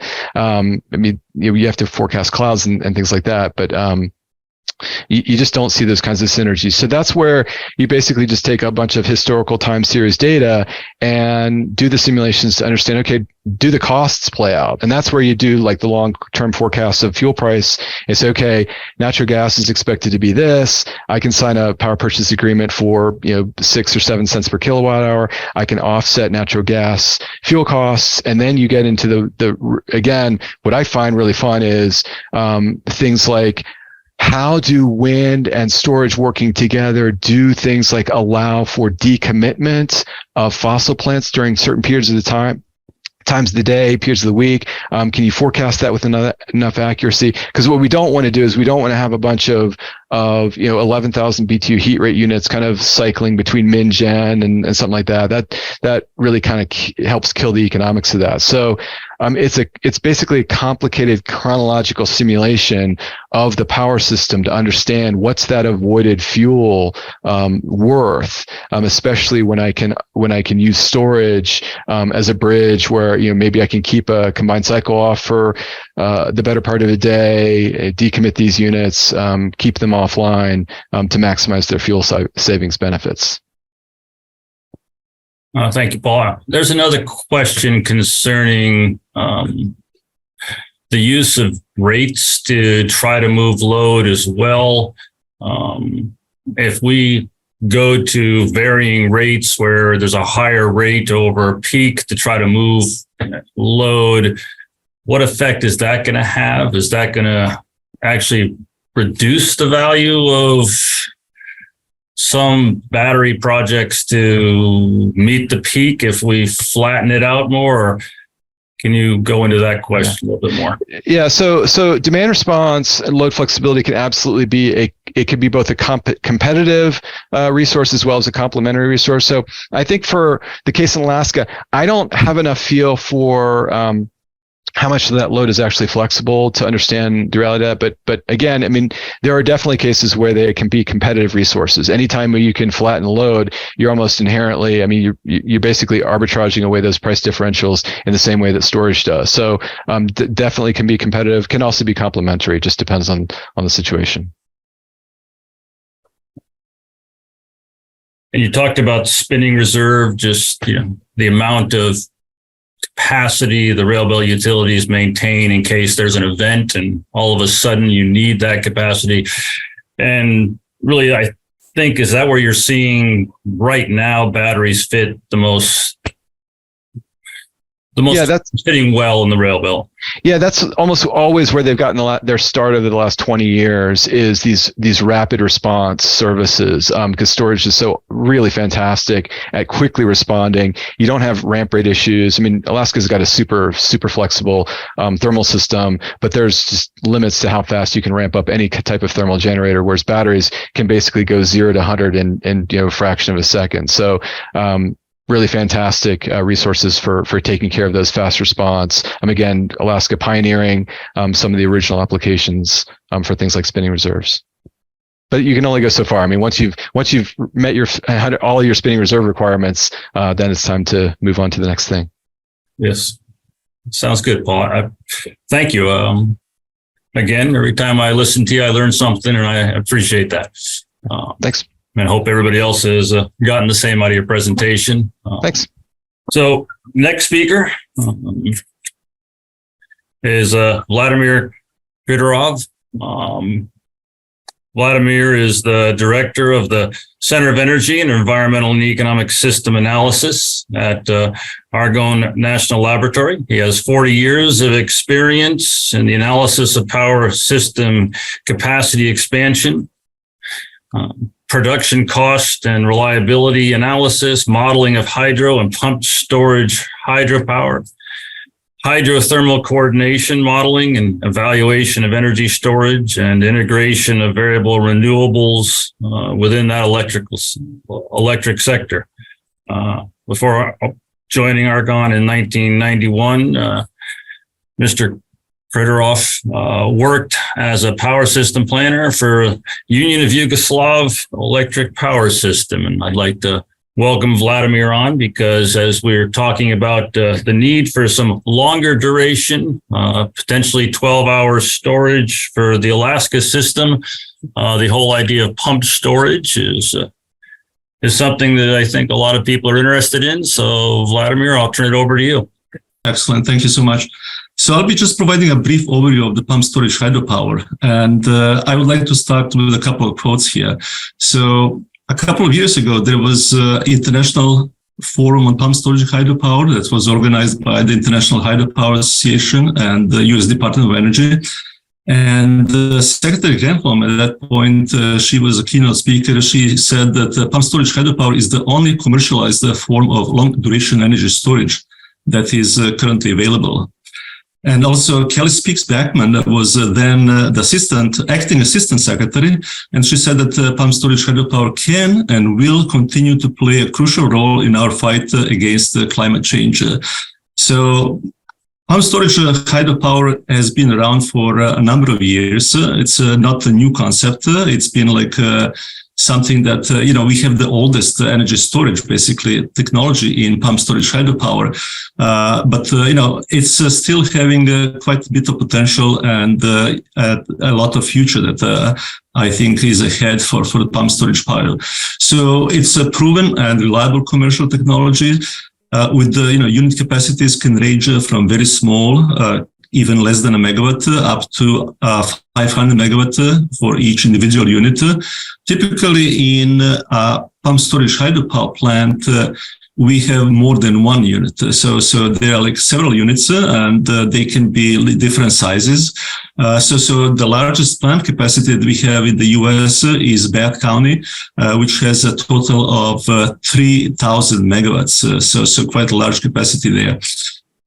It is capable of a large amount of energy storage. Typically, they are designed for 8 or 10 hours, basically for diurnal energy storage, but they can be designed for any amount of any duration of storage. So if you build a larger reservoir, you can have more storage. So you can go into days and even seasons. So there are in the around the world, there are some pump storage hydropower plants that have seasonal energy storage capacity. And there are different technologies.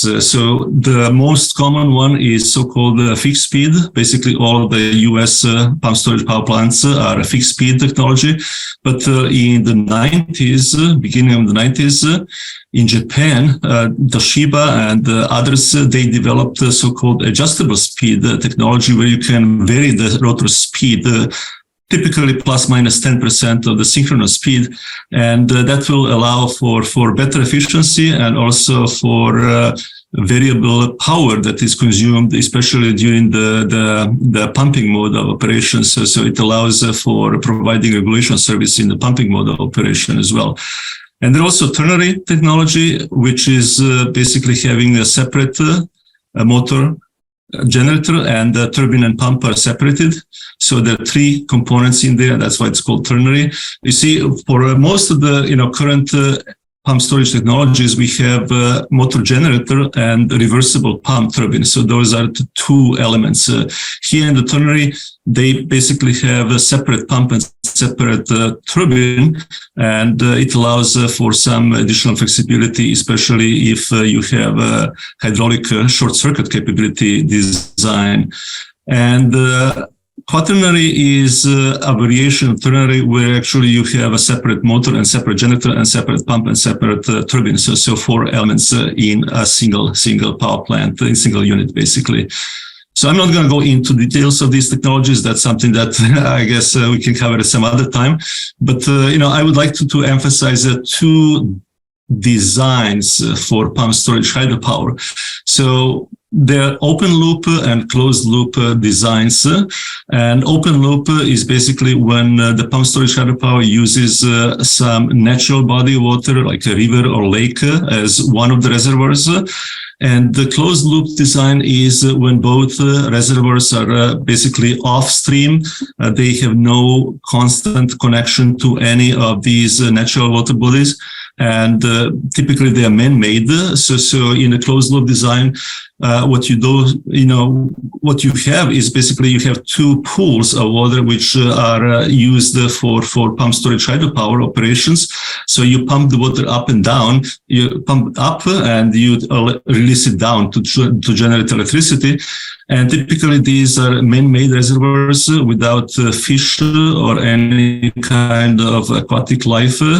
And so by, having that kind of design, all of the, most of the environmental concerns are actually, reduced there because you don't really have much of those environmental impacts on fish or other aquatic life that you may have with the open loop design. So this is a more environmentally friendly design with the closed loop. And let me just say that, in the US, we have a number of proposed pump storage hydropower plants that are, having a permit issued by FERC.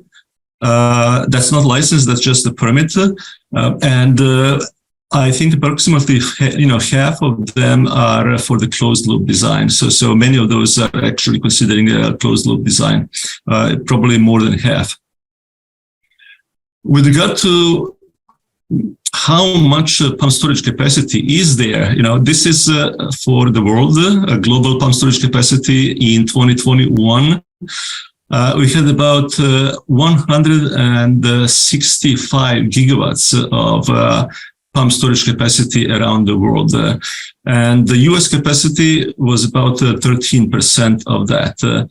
About 20 new pump storage hydropower plants started operation between 2010 and 2019, of which 11 in China, 4 in Europe, 1 in the US, South Africa, Israel, and South Korea and Japan. So in the US, it was one small Lake Hodges pump storage hydropower plant, 40 megawatts in California, and that's the only project that we had. But there were like more than 1,300 megawatts of storage capacity, pump storage capacity added to existing pump storage hydropower plants in the US in the same period. So there was quite a few additional capacity added through, repowering and refurbishment of existing pump storage hydropower plants. With regard to the US, we have 43 pump storage power plants with a total power capacity of 22 gigawatts in the US, and estimated energy storage capacity is about 550 gigawatt hours. So the capacity of 22 gigawatts accounted for about 80% of all utility scale storage power.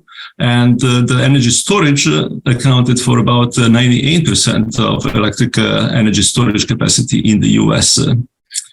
And how much resource we have for pump storage?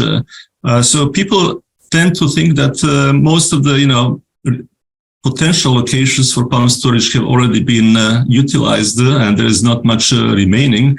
There was a recent study, and NREL did that last year. The report was published last year, and they started, they found that almost 15,000 sites for the closed loop pump storage hydropower projects are still, available in the US, of which about 1,800 are in Alaska. And the total technical potential was estimated at 3.5 terawatts of power, and assuming 10 hours of storage, that would translate to about 35 terawatt hours of energy storage. So this is quite large potential still. And a lot of that potential actually could be used in order to help the power sector reach the net zero decarbonization by 2035. So how pump storage benefits the electrical grid? We all like to have a clean electricity generation, having renewables, wind and solar on the grid is great. But, they are variable, and having a lot of wind and solar capacity on the grid can actually represent a little bit of challenge for grid operators because of their variability. So pump storage hydro can enable high penetration of these variable resources by providing large quantities of energy storage, and also can provide a full range of ancillary services that are necessary for grid operation. Also, pump storage provides large amount of flexible dispatchable capacity with no greenhouse gas emissions, and can mitigate overgeneration of these variable resources. So when we have a surplus of wind or solar generation, we can store that energy in pump storage reservoirs. And also pump storage improves dynamic behavior and stability of power systems. So the key challenges that we face with the variable resources like wind and solar is their variability and uncertainty.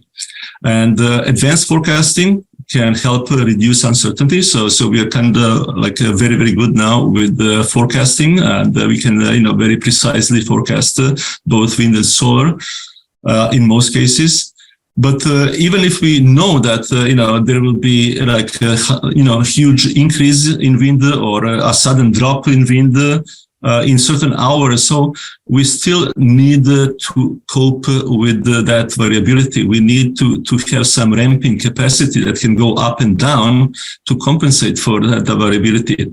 And storage is ideal resource to provide that flexibility to the grid. So pump storage is already doing that in many areas of the US, of course, and around the world. And pumped storage can provide load shifting from peak to off-peak periods.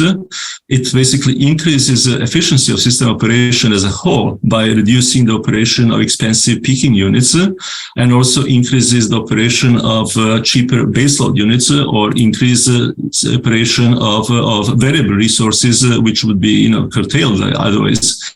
It provides also contingency reserves like spinning, non-spinning, supplemental reserves, regulation reserves, and also provides flexibility reserves and load following. So it can provide a large amount of quick ramping capacity.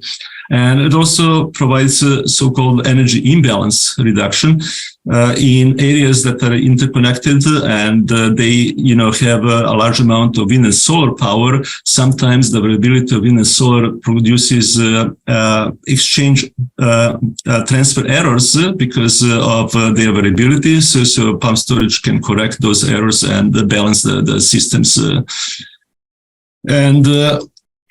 How does pumped storage compare to other energy storage technologies? So this is from the Energy Storage Cost and Performance report that was issued last year. This is the last year update of that report, which was published already a couple of times in different iterations in the previous years. So this is the latest edition of that report. And you can see that pumped storage is very competitive for both 10 hours and 100 hours of storage. So here we see a 100 megawatt unit is, here very competitive. Only compressed air energy storage is lower than it. Everything else that, all other technologies that are, considered in this report are more expensive. And let me just mention that this is levelized cost of storage, which is basically calculated over the lifetime of the facility. So this is not the cost per kilowatt or cost per kilowatt hour per cycle of storage cycle. This is calculated over the lifetime of the facility. And so in this calculation, which is quite relevant for energy storage technologies, pumped storage comes out very, very competitive, as you can see, both for 10 hours and 100 hours of storage. And the same thing for a 1,000 megawatt plant. You can see that for 10 hours, it's basically equal to compressed air. For 24 hours, it's just slightly more expensive. And for 100 hours, it's a little bit more expensive than compressed air, but much, much cheaper than the other energy storage technologies. So why do we have now, so we see that pumped storage is quite good, and it has a high efficiency, and it's a mature technology which has been proven in operation for many years. It has long lifetime and lasts for 100 years or so. So why don't we see more pumped storage being constructed at present? That's not a single reason for that. There are multiple reasons for that. And, some of these are listed here. So the key challenges that are being faced by developers include investment risk, like high capital investment costs, then long licensing and permitting process. This licensing and permitting process can take up to 5 years for pumped storage hydropower plant. So that's quite long. In that time period, you can actually build several battery installations. And while for the pumped storage, you're still going to be doing the licensing. So that's of course not a good thing for developers. And then you also have a long construction time, which is also 4 to 5 years. And so taking into account that licensing and permitting and construction can take 8 to 9 years. Then you still have to wait for a number of years to have your investment paid off through operations, and that's a very long payback period. So many investors and utilities do not want to wait that long. They would like to have something that is going to be providing a faster return on their investment. Then you're also facing some market uncertainties because in principle, many pump storage services that are currently provided are basically taken for granted, like inertia and some, like back start and things like that. And many of them are not currently monetized in the markets. So that's something that may, help the business case for pump storage. But, currently you basically get, monetized energy arbitrage capacity and ancillary services, and not all of them, but some of the ancillary services. And for the others that you provide, like transmission deferral,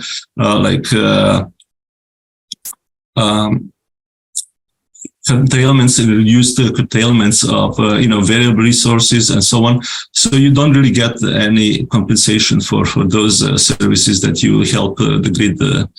And also there is a lack of long-term power purchase agreements with off-takers. So that's something that utilities have been reluctant to take on the long-term agreements because with the current restructuring of the power sector and changes of the plant mix that are rapidly happening, they are kind of like reluctant to go into anything that is very long term because things are changing so fast, and those types of contracts may take some risk. There are also some environmental issues, as I mentioned before, but they are mostly related to open loop designs. Closed loop designs have much fewer environmental issues. There is also a public acceptance issue, which is that most of the public are typically opposed to large energy projects, and pump storage hydropower is typically built large to benefit from the economy of scale. So the larger the project, it's cheaper, less expensive per unit of capacity or unit of energy. So in order to get it more economical, typically the intention was always to have a larger project built. And also there is also inadequate representation of pump storage and energy storage in general in power systems modeling tools. Typically, energy storage is very difficult to model and optimize in the power system modeling tools, and especially in the capacity expansion planning tools. So that the energy storage features and the benefits are not always fully captured in those modeling. So the model can typically provide some solutions that favor some other technologies that are like gas turbine that are less expensive, so lower capital investment cost, faster to construct and so on, and can serve some of the duties that energy storage can provide, but it cannot fully replace the energy storage. So that's something that has to be done to improve the energy storage representation in these tools, so that all of the benefits are captured in there and provide some better understanding of the role and importance of energy storage in the system. So that's all that I want to cover for the pump storage overview, and I would be very happy to take any questions. Thank you, Vladimir. A few questions just to start out. Noting some of the smaller pump storage hydro that's possible to be installed out there that may be appropriate in a lot of locations in Alaska, whether remote villages or even distribution system applications on the rail belt. Are there unique technologies that are being considered associated with some of those smaller pumped storage projects that might alleviate some of the permitting issues? Okay, so there are two aspects to that. Yes, there are some smaller size pump storage technologies that are being developed right now. Mostly those are new innovative technologies. some of those technologies could include, for example, instead of building reservoirs, they can include large tanks that will be serving as reservoirs for pump storage. You would still need the elevation difference, of course, between those tanks, but that would be kind of cheaper than using reservoirs, because reservoirs they require a lot of civil work and they're typically expensive. So for smaller capacities, those options would be available. However, with going small, I mentioned before that the economies of scale is really important here for pump storage. If you go small to, let's say, a megawatt size or a few megawatt size, the cost of the project per unit of capacity tends to go up quite a bit. So they then may become more expensive than some other alternatives, battery storage or some other energy storage technologies. So there are technologies that are being considered now. Let me just mention a few other ones. So Obermeyer Hydro is developing, for example, pump storage technology, pump storage turbine, which does not require to have an underground powerhouse. So it can be installed in a vertically constructed shaft. So it is something that would not require a powerhouse and would be much cheaper to construct than with a regular conventional pump storage hydro. And those could go with the megawatt size or less. And they will be also possible to use for adding pump storage capabilities to existing hydropower plants. So if you have an existing hydropower plant and you would like to add some storage capability, pump storage capability, you could add a few of these units using the Obermeyer turbine technology, and they will basically pump the water from the downstream back to upstream reservoir, and downstream from the dam, and backstream upstream to behind the dam, and basically have some additional storage capability with that kind of capacity. The next one that I want to mention is also, I think it was mentioned by Eric Spurkey. RCAM technology is developing so-called, under the sea modular spheres that are, used to pump the air out and let the water in for the cycling of pumping and generation. And so that's something that could be done on a relatively small scale, and the capacity could be smaller. It could be also larger if you add many modules, of course. But if you go with just one or two of those, that could be something that can provide the smaller capacity. So we looked into Alaska conditions last year, and the report is just going to be published, I guess, in a month or so. We have completed analysis on the prospects of pump storage hydropower in Alaska. And we looked into both, that was a study that was done by NREL and Argonne.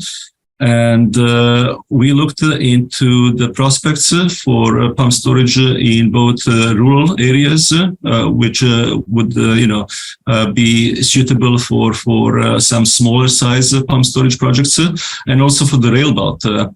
So Argonne was doing the analysis for the rail belt systems, and we found we did basically an analysis of how much are the needs, potential needs for pump storage capacity in the rail belt system by 2050 approximately.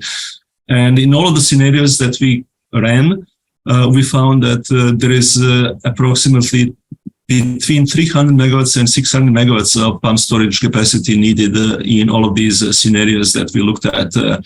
So those would be relatively larger projects, 100 megawatts and more of capacity.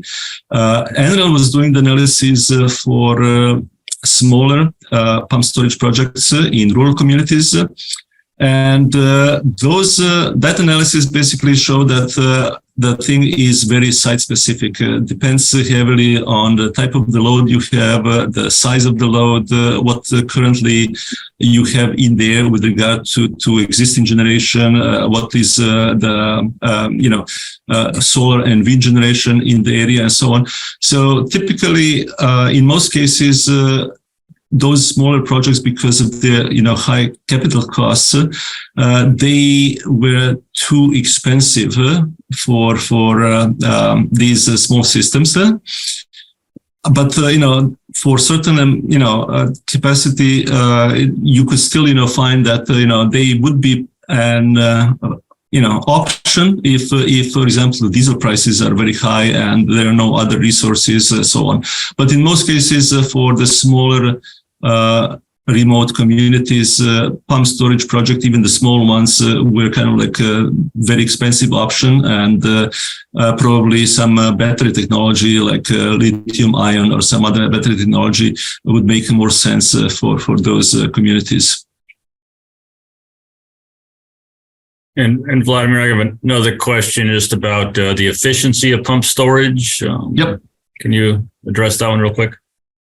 So the efficiency of pump storage is typically varying between, it's typically 80%, but it can vary from like 70% for some of the old pump storage power plants, up to like 85, 86% for some new designs, especially for adjustable speed power plants.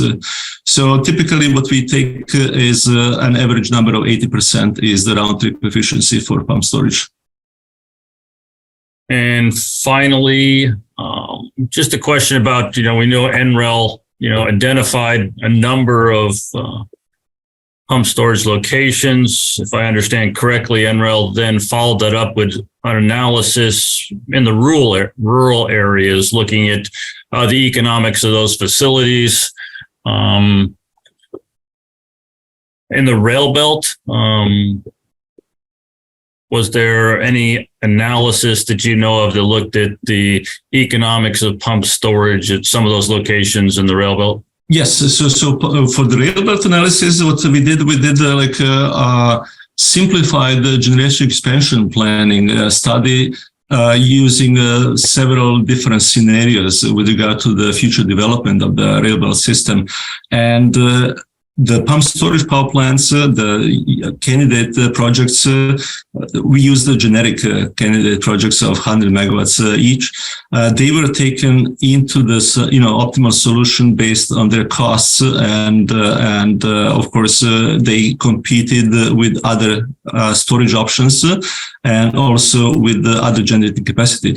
So in each of these scenarios that we had, as I mentioned, between 300 and 600 megawatts of new pump storage projects, each of those scenarios also had some additional battery storage added, chosen by the model. We used the Argon's A-Leaf computer model for that analysis, and also had a number of other generating technologies also added over time, because we had to account for technology, of course, that will produce electricity. Storage is a net consumer of energy. So taking into account the retirement of the existing units and so on, we had to also add new wind, solar, and conventional generating capacity, mostly natural gas based.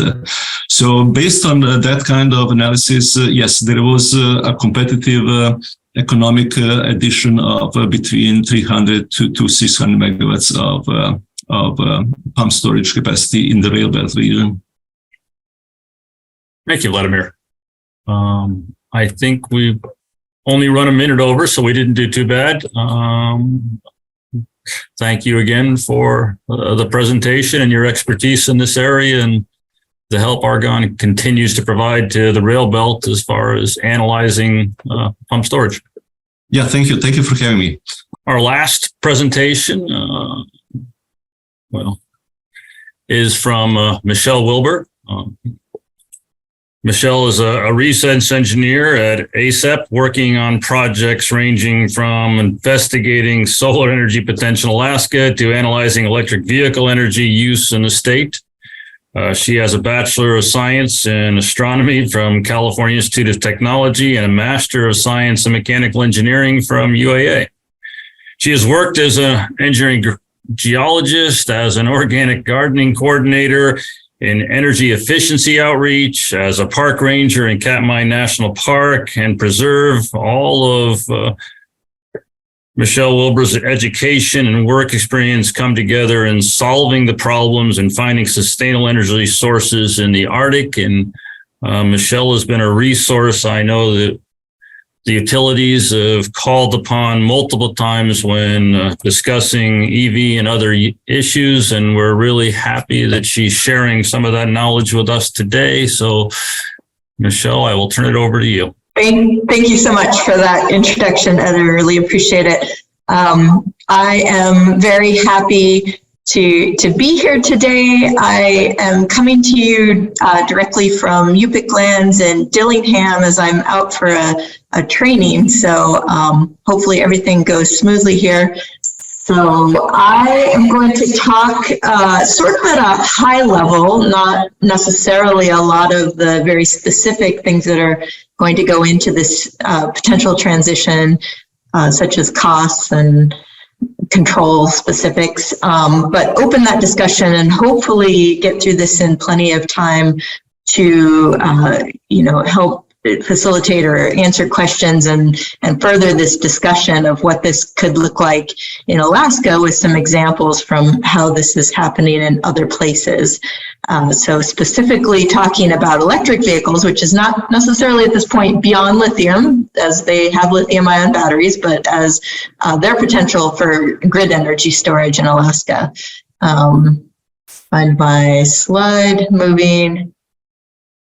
Button. There we go. Okay, so as part of the University of Alaska Fairbanks Alaska Center for Energy and Power, I am leading up the Beneficial and Equitable Electrification Group, which is a group of researchers that are all very interested in looking at problems around or research questions, technology questions, integration technicians, around adapting or taking on technologies to take things that have traditionally been fuel-based loads like heating and transportation and electrifying those. And the reason we've thrown an extra word into our name, we're not just the Beneficial Electrification Group, but we're the Beneficial and Equitable Electrification Group, is because these technologies that are seen as broadly beneficial across the globe may have some additional challenges in our environment to be taken on equitably by all Alaskans. We have extremely cold environments, of course. We have microgrids, isolated microgrids, and all of these things mean that we have to look deeply at the energy use profiles, how to integrate those onto our grids with the generation sources that are there. And we just feel there's some additional care to look at even off-the-shelf technologies. So we're trying to answer the questions about how to heat pumps and electric vehicles and technologies like that actually work out from a cost standpoint and a carbon emission standpoint in our state and across the globe and other regions that have some of the same conditions as ours in microgrids, cold climates. So one of the big things that we have done is looked at existing vehicle data. And if you look at the literature, there's not a lot of energy use data for electric vehicles at super cold temperatures down to the 40 degrees below zero that we get and colder in regions of Alaska. And so we have collected data mostly from passenger vehicles, mostly Teslas, honestly, because the app that allows easy data collection, or other vehicles have that as well, but it's made it easier, and there has been a large uptake of them. So we have a number of vehicles in Fairbanks specifically, but across Alaska that we've been collecting data from and looking at how that integrates with the knowledge of energy use from other regions, and use that as a model, as an engine in a web app calculator that is actually available for anybody to use. It is Alaska specific. You choose a community from a drop-down list. So that website is at the top there, tinyurl.com, AKEV Calc. I would say that it is a model that is in development. And as we gather more data, we are integrating that and improving this model. And specifically, we have a truck as a choice, like a large SUV truck style vehicle. It is all, passenger vehicles. We're not doing heavy duty vehicles or buses in this calculator. The truck data is somewhat limited at this point in time. So we do have some truck data from the North Slope that we can validate our model with.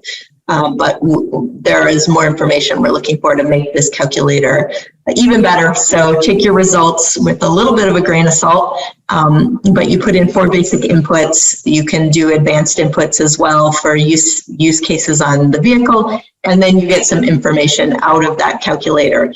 And it can compare what your fuel cost per year would be with an ICE, which is internal combustion engine, and non-electric vehicle. And this is for full battery electric vehicles. We do recognize that battery hybrid vehicles that also have a gas engine are popular in Alaska and are very useful in Alaska and are a great transition vehicle. But we are specifically looking at the ones that don't have a gas engine or reliant on that that large battery to keep them moving. So you can compare costs as a consumer of a vehicle, and you can compare carbon emissions either from the fuel you're burning in the vehicle, in the gas vehicle, or from the power plant in the case of an electric vehicle. And it's preloaded with power plant information, that emissions information from communities throughout Alaska, and it's periodically updated. So you can tinker with that if you know that there's better information, but it gives you a pretty good look at that. And as you can see, it also lets you know what the monthly energy use would be. And this curve, which is Kotzebue specific here, but it's pretty typical for Alaska, where it's much higher energy use for the same driving profile in the winter than in the summer. That's for 2 reasons, both of which have to do with heating. There is no waste heat now like there is from the internal combustion engine. So you're heating the passengers inside the vehicle as you're driving, but you also need to keep that battery from freezing and keep it happy and ready to go. And various vehicles have different algorithms to do this, but there is parked energy use in the colder months that just like when you plug in a block heater on a gas car, it is keeping that battery that in the car warm enough to be happy and ready to go. And so there's that additional energy use, and you can see that's a large amount of energy use if you're not driving very much, if there's low driving, and then the heating of the passenger is also big. So we have this interesting profile, and they are using a fair amount of energy. And you can see in this is a real example where we plugged in some kind of real world Kotzebue numbers for a vehicle that's used to run errands around town. The cost for the EV fuel actually only ended up cheaper than the ICE cost because this was assuming that they could charge with PCE, power cost equalization subsidized rates, either at a residential location where they had enough headroom left on their monthly limit to be able to charge that vehicle, which is kind of a tight fit if you're looking at 300 kilowatt hours additional use in January, or if you had some sort of a public facility that was able to get that subsidy. Otherwise, the EV fuel costs were going to be higher.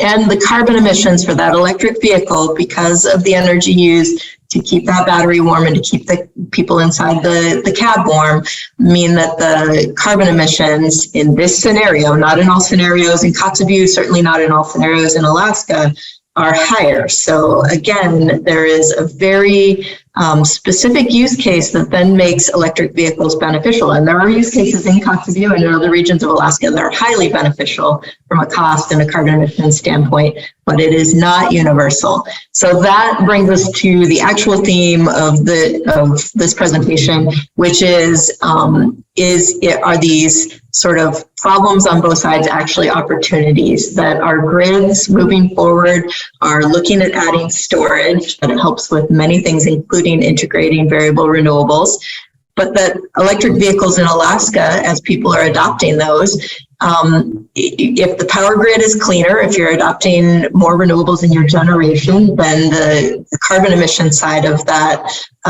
equation above goes down for the electric vehicle, and that is a good comparison if you're looking to decarbonize. But also, there may need to be some financial incentives in some way, either rate incentives or rewarding electric vehicles for charging at off-peak times, or some other thing that can help them be cost effective.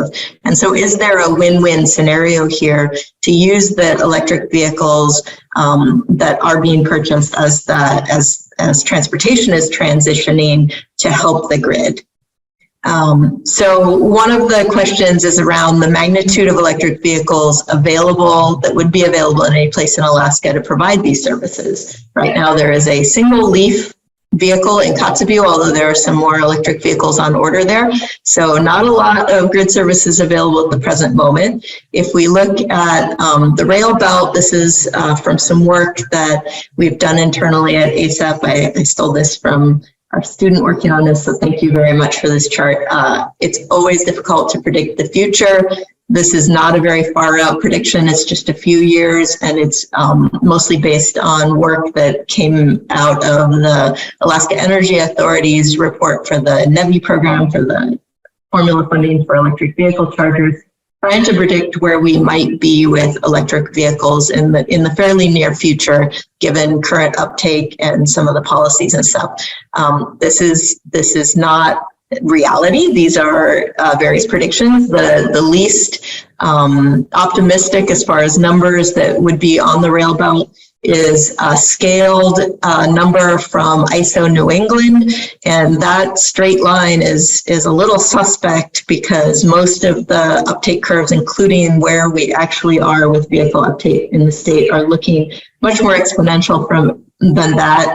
And so I sort of believe the sharper upturned curves a bit more, but it's anybody's guess. And policy is going to make a difference. What those economics look like and how those vehicles are working. We have a lot of evidence that most of the vehicles on the market are working great in cold temperatures, as long as you can keep them charged and keep them charged at the rate they need to be charged at. So the cold weather performance is fine, but range anxiety on the rail belt is a real thing, and I'm not going to go deep into that, but it may not be a problem in communities with small road systems. So all of these things may make our uptake rates lower than in some other places like Norway or California, but incentives and policies and things that happen, utilities are giving incentives to electric vehicles. So those could all change these future numbers. We're looking at that top line on the curve, the 12,000 EVs on the rail belt. If we got there, which none of these curves are there by the time the curve stops, that would be about 2.5% of all the cars and trucks on the rail belt being electric vehicles, which is a pretty low percentage. And that's somewhere, depending on battery size. That's why there's that question mark. For one thing, a lot of these might be plug-in hybrid vehicles, which would have smaller batteries. But that might be in the realm of 1.2 gigawatt hours of battery capacity for those batteries that are in those vehicles. So you can look at the batteries that are in these vehicles. They're mobile, they move around, they're owned by individuals in many cases, or fleets, but they are batteries.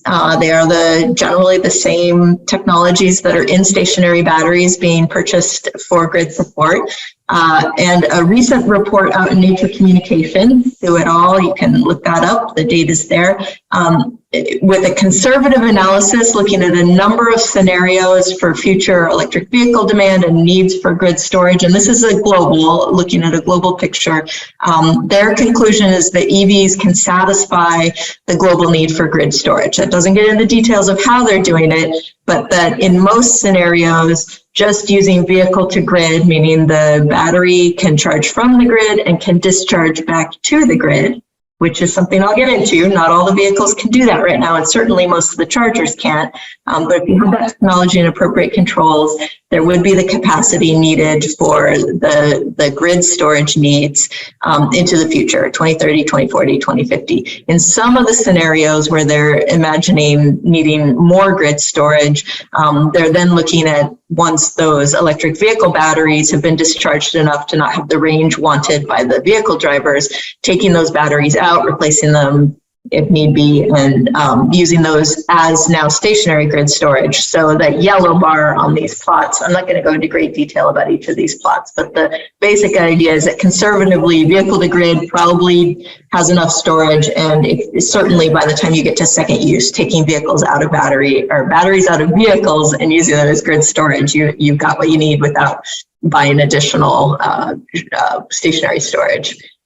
So one of the earliest groups to look at this was Cordova Electric.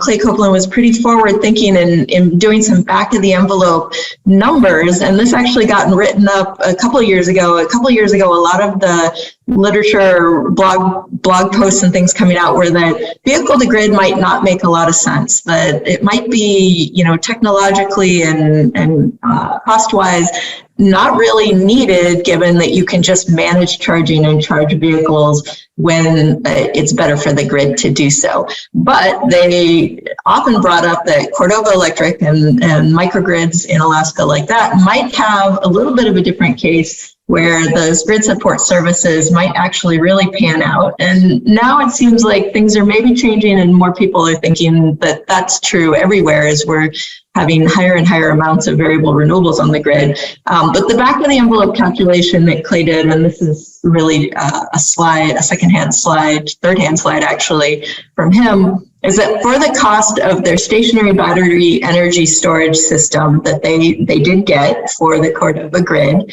which was 1 megawatt hour storage, so an hour storage, that's the equivalent cost of buying 52 2020 Nissan Leafs, which do have V2G, vehicle to grid technology in that vehicle. That vehicle is able to go both ways. We need the correct chargers, but it's possible. But that would be more. That would be 3.2 megawatt hours of storage. So if you use that same money to buy those Nissan Leafs, you're coming up with more energy storage. And so they wouldn't need to use all of them. They could use 16 of those Leafs to balance the grid. So how could you work that out, that you're able to draw, the power from the grid? And so if the utility, which got the money for the battery, could have bought the vehicles for people instead, maybe they would have a poll to say, hey, we bought you a free car and we'll give you free electricity if you let us pull back from it when you're parked and plugged in. It's a thought experiment, and there's a whole lot of things that would go into that. I mean, the controls need to be there so that the grid, the utility can take the energy from those vehicles when they need to. The vehicles need to be parked and plugged in. The technology needs to be there in the vehicles and the chargers. The economics around that, are people going to allow you to do that just because you bought them a vehicle, or how do you need to incentivize that? There are all kinds of questions to be solved, but there are potentially some big benefits. So what is the path to get there? Well, like I said, first of all, you need the vehicles and chargers that have those capabilities. And, there are vehicles coming on the market, like the Ford F-150 Lightning is famously advertising that you can power your home for up to 3 days in an outage, because you can get the fancy charger and controls to be able to island your house from the grid in the outage and run your house off of the car battery, and still maybe have some juice to use your car if you need to in an emergency. So that's not to the grid, that's to the house, and when there's an outage, but it's along the lines of the technology needed to do that bidirectional two-way charging to and from the vehicle battery. As I said, the Nissan Leaf can do that. There are other vehicles that can. Tesla's promising that by 2025 they'll have it, and in fact, California as a state is investigating having legislation that all the cars, electric vehicles installed in the state would need to have that capability. But there's pushback to that, so we'll see where we go. And it's not just the car, but then also the charging infrastructure needs to have that capability as well. Are utilities looking at this? There are pilots going on. There are Green Mountain Power has done a small pilot of directly controlling chargers. There are other utilities, larger utilities like SDG&E in California and PG&E in California that are doing various pilots. Many of them are looking at buses. They have school bus fleets that may or may not be being used much in the summer when they have excess solar. And so they're looking at using vehicle to grid to use those large batteries in large vehicle fleets to provide grid support services. But other ones like PG&E, Duke has a program coming up. I'm less sure about the technologies there, but they are looking at pilots to enroll vehicles that have the technology with bidirectional chargers that have that technology into programs for grid support. Of course, there are different levels of grid support. Are you just feeding back in when there's not enough generation, like on some of those high heat days at peak hours, or are you really looking to do frequency support with really quick controls of it?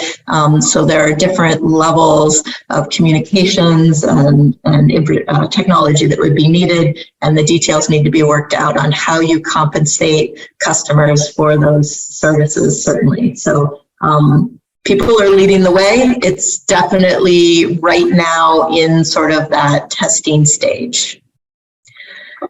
Well, okay, so that's all fancy technology that not all of us have. What about just managed charging? And I think there is a lot we could do on in sort of the shorter term with managed charging. This is actually a plot from my own home. I have a level 2 charger for an electric vehicle in Anchorage, Alaska. I have an old Chevy Bolt, 2017 Bolt, not that old, but not new. And I also have about 6 kilowatts of solar on my roof. And this is a plot, not of either one specifically, but of the my household net energy going back to the grid. And so those big blue bars, this is on an hourly level, are the nearly 8 kilowatt hours an hour. So 8 kilowatts level of my charger charging the vehicle that night. And I have it programmed to charge at night. And then the next day the sun comes up and I'm not charging the vehicle, although it was still parked there. So I could have set it up to do that potentially. So the sun's coming up and I am exporting energy back to the grid, and that's what that green bar means. And then the next night we didn't charge, but the house is using more energy again. There's no solar being produced, so it's back in the blue. If you look at that, you could imagine that you might be able to match those up so that if it was advantageous for me as a customer or for the grid to match those better, it could be done. And there are off-the-shelf technologies. In fact, the way I'm monitoring this system with one technology that monitors those circuits, if you bought their charger, you could tell it to turn the charger on to use excess solar instead of it going back to the grid. So there are some reasonably priced, fairly off-the-shelf technologies that will manage your charging to either do it during optimal times for the utility, and again, the charger I have has its own software that knows what the grid pricing is. So if you had time of use rates where it was cheaper to charge at night, my charger would allow you to automatically do that without having to be smart about it as a consumer and press buttons. But there are other technologies that could allow you to use behind the meter solar or other generation, whatever is best for you or the grid, depending on if they're compensating you to want to do that. And just kind of wrapping this up, it's not necessarily a very new discussion, although we're just getting to the point where the technology is disseminating in the population enough to really look at this. But there was a recent Twitter post that I saw, not on Twitter, but in 1912, the Illinois Electrical Association was already looking at if half the horses in Chicago were replaced by electric vehicles, what would that mean for the station load, the central station load? And if you charged all those vehicles at night when the demand was low, could you improve your general load factor and improve your business case? So this has been being looked at for about 101 years now. And we as a group, this was pretty high level, kind of hand wavy. Here's what you could do. Here's what other people are doing. We are interested in these questions at ASAP. We are hoping to do some more modeling around what policies, incentives, and technologies are needed and what the grid impacts would be. We do have some proposals in for projects that would look directly at this, and we probably will be getting into those nuts and bolts in the very near future, and are always interested in working with our utilities to see if we can figure out how to do this in a smart way moving forward. So that's all I have for you. Thank you. So we understand 85% of charging happens at home presently.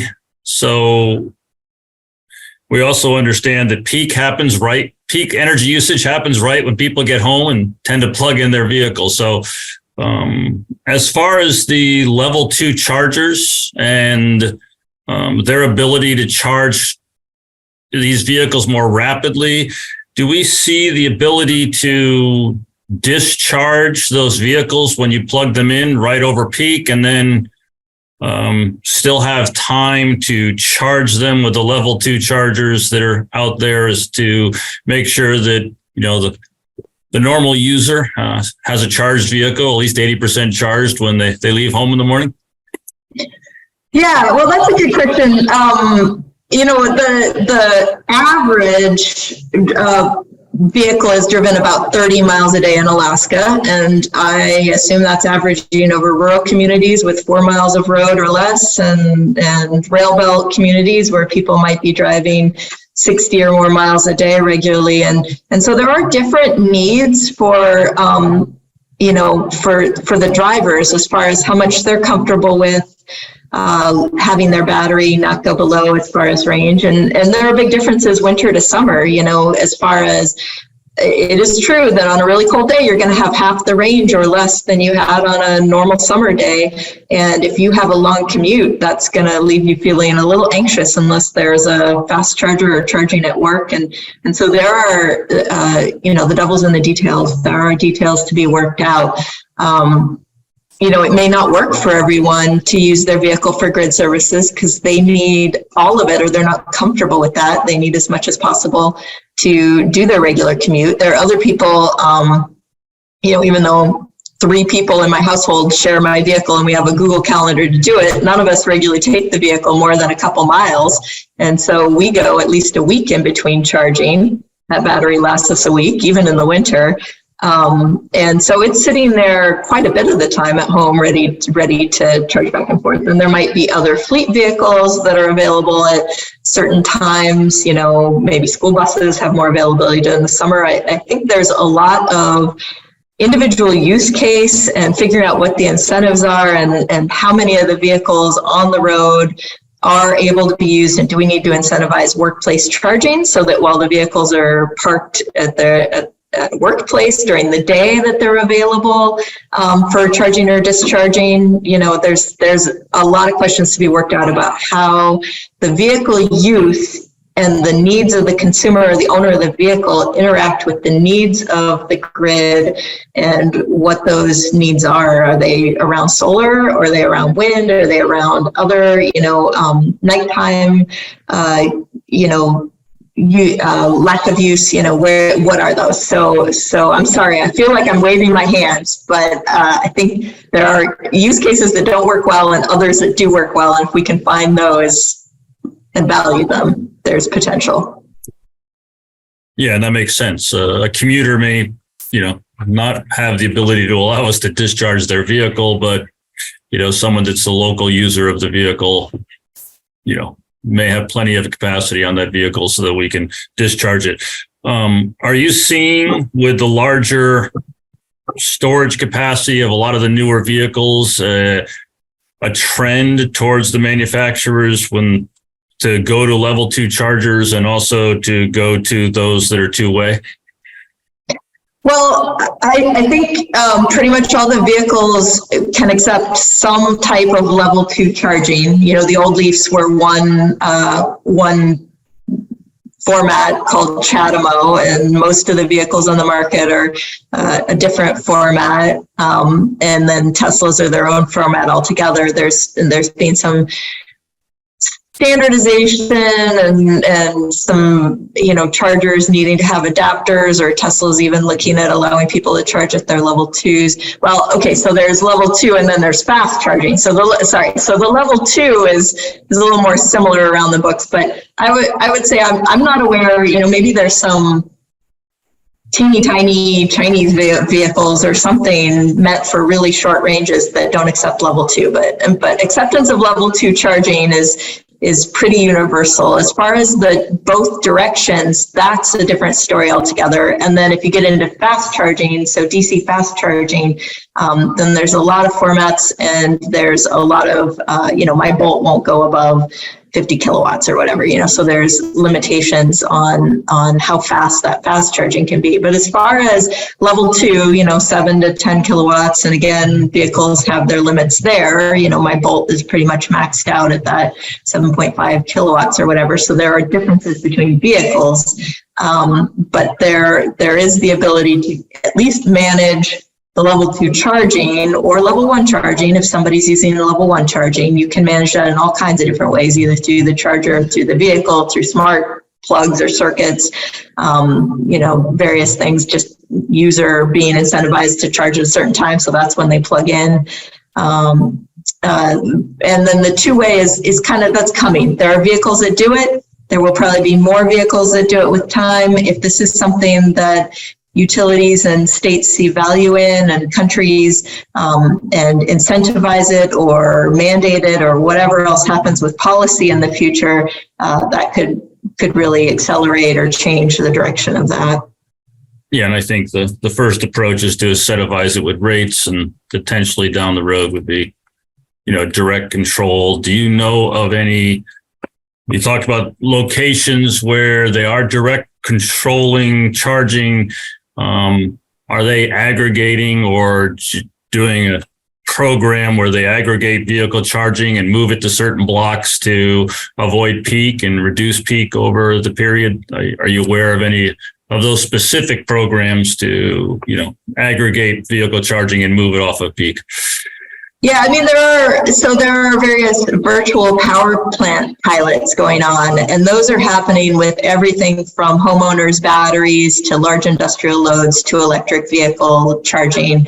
And, I think a lot of those are just moving charging off peak, and that's kind of the bulk of it, shutting off charging if there's an event happening maybe. But a lot of those pilots are not necessarily the really fast controls of say integrating really high wind or solar penetration like some of our off-grid communities in Alaska have. And so there's that additional challenge of, are we going to be able to do that, where we really want second or sub-second level support for the grid. There was actually an interesting report I just read that's maybe a little more futuristic still, or maybe this is a really easy technology to implement, but devices themselves, including your vacuum cleaner, your car charger, your heat pump, your whatever, electric water heater, they could sense frequency deviations on the grid and react themselves immediately. So you could have a car charger that is able to detect a frequency deviation without a command, no communication necessary other than that power connection to the grid, and then decide that this frequency deviation needs support and shut the power down or shut it or turn the power a lot lower. Now, one single device's probe on the grid is not going to have a big effect. So then the question is this something where many devices could be enabled, and they said the cost of that would be a couple bucks each device. So, but when you aggregate that over thousands and thousands of devices, is that cost better than some more centralized solution, like grid battery storage? Who knows? Electric vehicles need inverters, and inverters can be smart. Mm-hmm. Yeah. I think, Michelle, we've gone a little bit over, but I think it's been good. So again, thank you. I appreciate your work in multiple areas, looking at microgrids and vehicle charging and those type of activities on the rail belt and in the rural Alaska. And Jeremy, I think with that, I'm turning it back over to you. Great. Thanks, Ed. Thank you, Michelle. Yeah, that was awesome. Really enjoyed that. We'll talk about electric vehicles. The electric vehicle one was it's a little bit of a, I don't want to say oddball out in this conference workshop, but it kind of is, because it's not necessarily a technology specific, but but I really wanted to highlight the behind the meter kind of application. A lot of the stuff we're looking at is in front of the meter, like utility scale kind of focus. But some of these projections for electrification and electric vehicles and the services they can provide to the grid if they become widely adopted is really significant. So I think it's important to include that in this discussion of different energy storage technologies. I think, I just really enjoyed all of our speakers today, and I hope everyone else did as well. Dr. Juk kicked this off and kind of inspired us with some motivation in the need for energy storage and to help with the decarbonization, modernization of our electric grid, as well as, electrifying other loads and decarbonizing those as well. And kind of gave kind of a summary of some of the different programs and efforts out there by the DOE and some of the electric organizations as well to promote long duration and alternative energy storage technologies. Eric's work gave us a really great overview of different mechanical, thermal, chemical, and electrical chemical energy storage systems. And he gave us some great advice about not focusing just on the CapEx, on the initial upfront cost of the system, but really doing kind of an overall, levelized cost of storage assessment and where does the real value lie. And that really depends on how you're using them. And that was just a great segue to Paul Denholm's talk, where he then talked about how are we actually using these different types of energy storage and what are the use cases, and that that really will drive which technology we need. And it's just really interesting, why do we have so many 4-hour or shorter batteries on the system? And that's really driven by the use case that really where they really shine. And then going forward into the future, as we start to saturate those ancillary markets and start having more of a need for firm capacity and arbitrage, shifting energy from one period to another period, we're going to start needing different technologies. And so then what are those different technologies going to be? And so one of those options for that, and the oldest form of energy storage, or at least one of the oldest forms of energy storage that has the most deployment in the world by far right now, is pumped hydro storage. And Vladimir really kind of gave a nice overview of that. Really, you don't hear about it as much as lithium-ion or other types of storage, but pumped hydro storage is by far the largest deployment of energy storage in the world and in the U.S. And Argonne and NREL has a study coming out in the next months, I believe, where they looked at the potential in Alaska, and so they do see some potential in Alaska for 300 to 600 megawatts on the rail belt. So there's potential. These are studies, but there are, and there's a lot of people saying that pumped hydro storage, will need to play an important role in our energy future. But the problem is that there's a lot of challenges in the implementation, largely driven by, the appetite of investors and the market incentives and some of the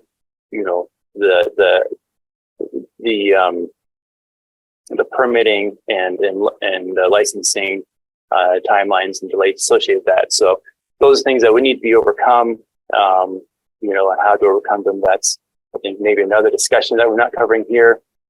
But and then finally, Michelle, kind of gave us that great overview of electric vehicles, kind of in, more broadly, and then in Alaska, and some of the tools that she and others at ASAP have developed that can help inform people about, do EVs, will they make sense for you? When and where do they make sense? They don't always make sense. In Alaska, we're definitely unique. We like to point out how unique we are. And this is one other area where, I think electric vehicles, they may or may not make sense depending on where you are in the state, financially and mission-wise. And but there's definitely the potential for that symbiotic relationship where, as we put more renewables on the system, there's going to be more of a need for energy storage, as well as, potentially lowering the cost of energy and the emissions as well. And so, and EVs can help provide some of that services.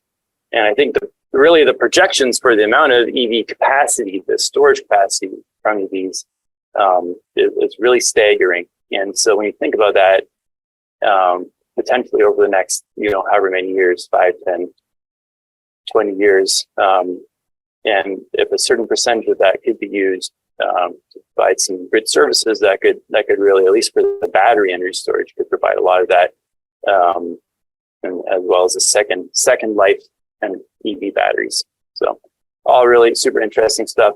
We really appreciate all of our incredible moderators and presenters today, and all people who attended. Thank you for joining us for this first day of the Energy Storage Beyond Lithium-Ion Batteries virtual workshop, sponsored by the University of Alaska Fairbanks and the Alaska Center for Energy and Power. I hope everyone learned something today. And if you'd like, we have a sneak peek of tomorrow's agenda up on the screen now, and we hope that you'll join us tomorrow. And we look forward to seeing you all back here again tomorrow at 8:30 a.m. Alaska time, 12:30 p.m. Eastern time. So have a great afternoon. Thank you.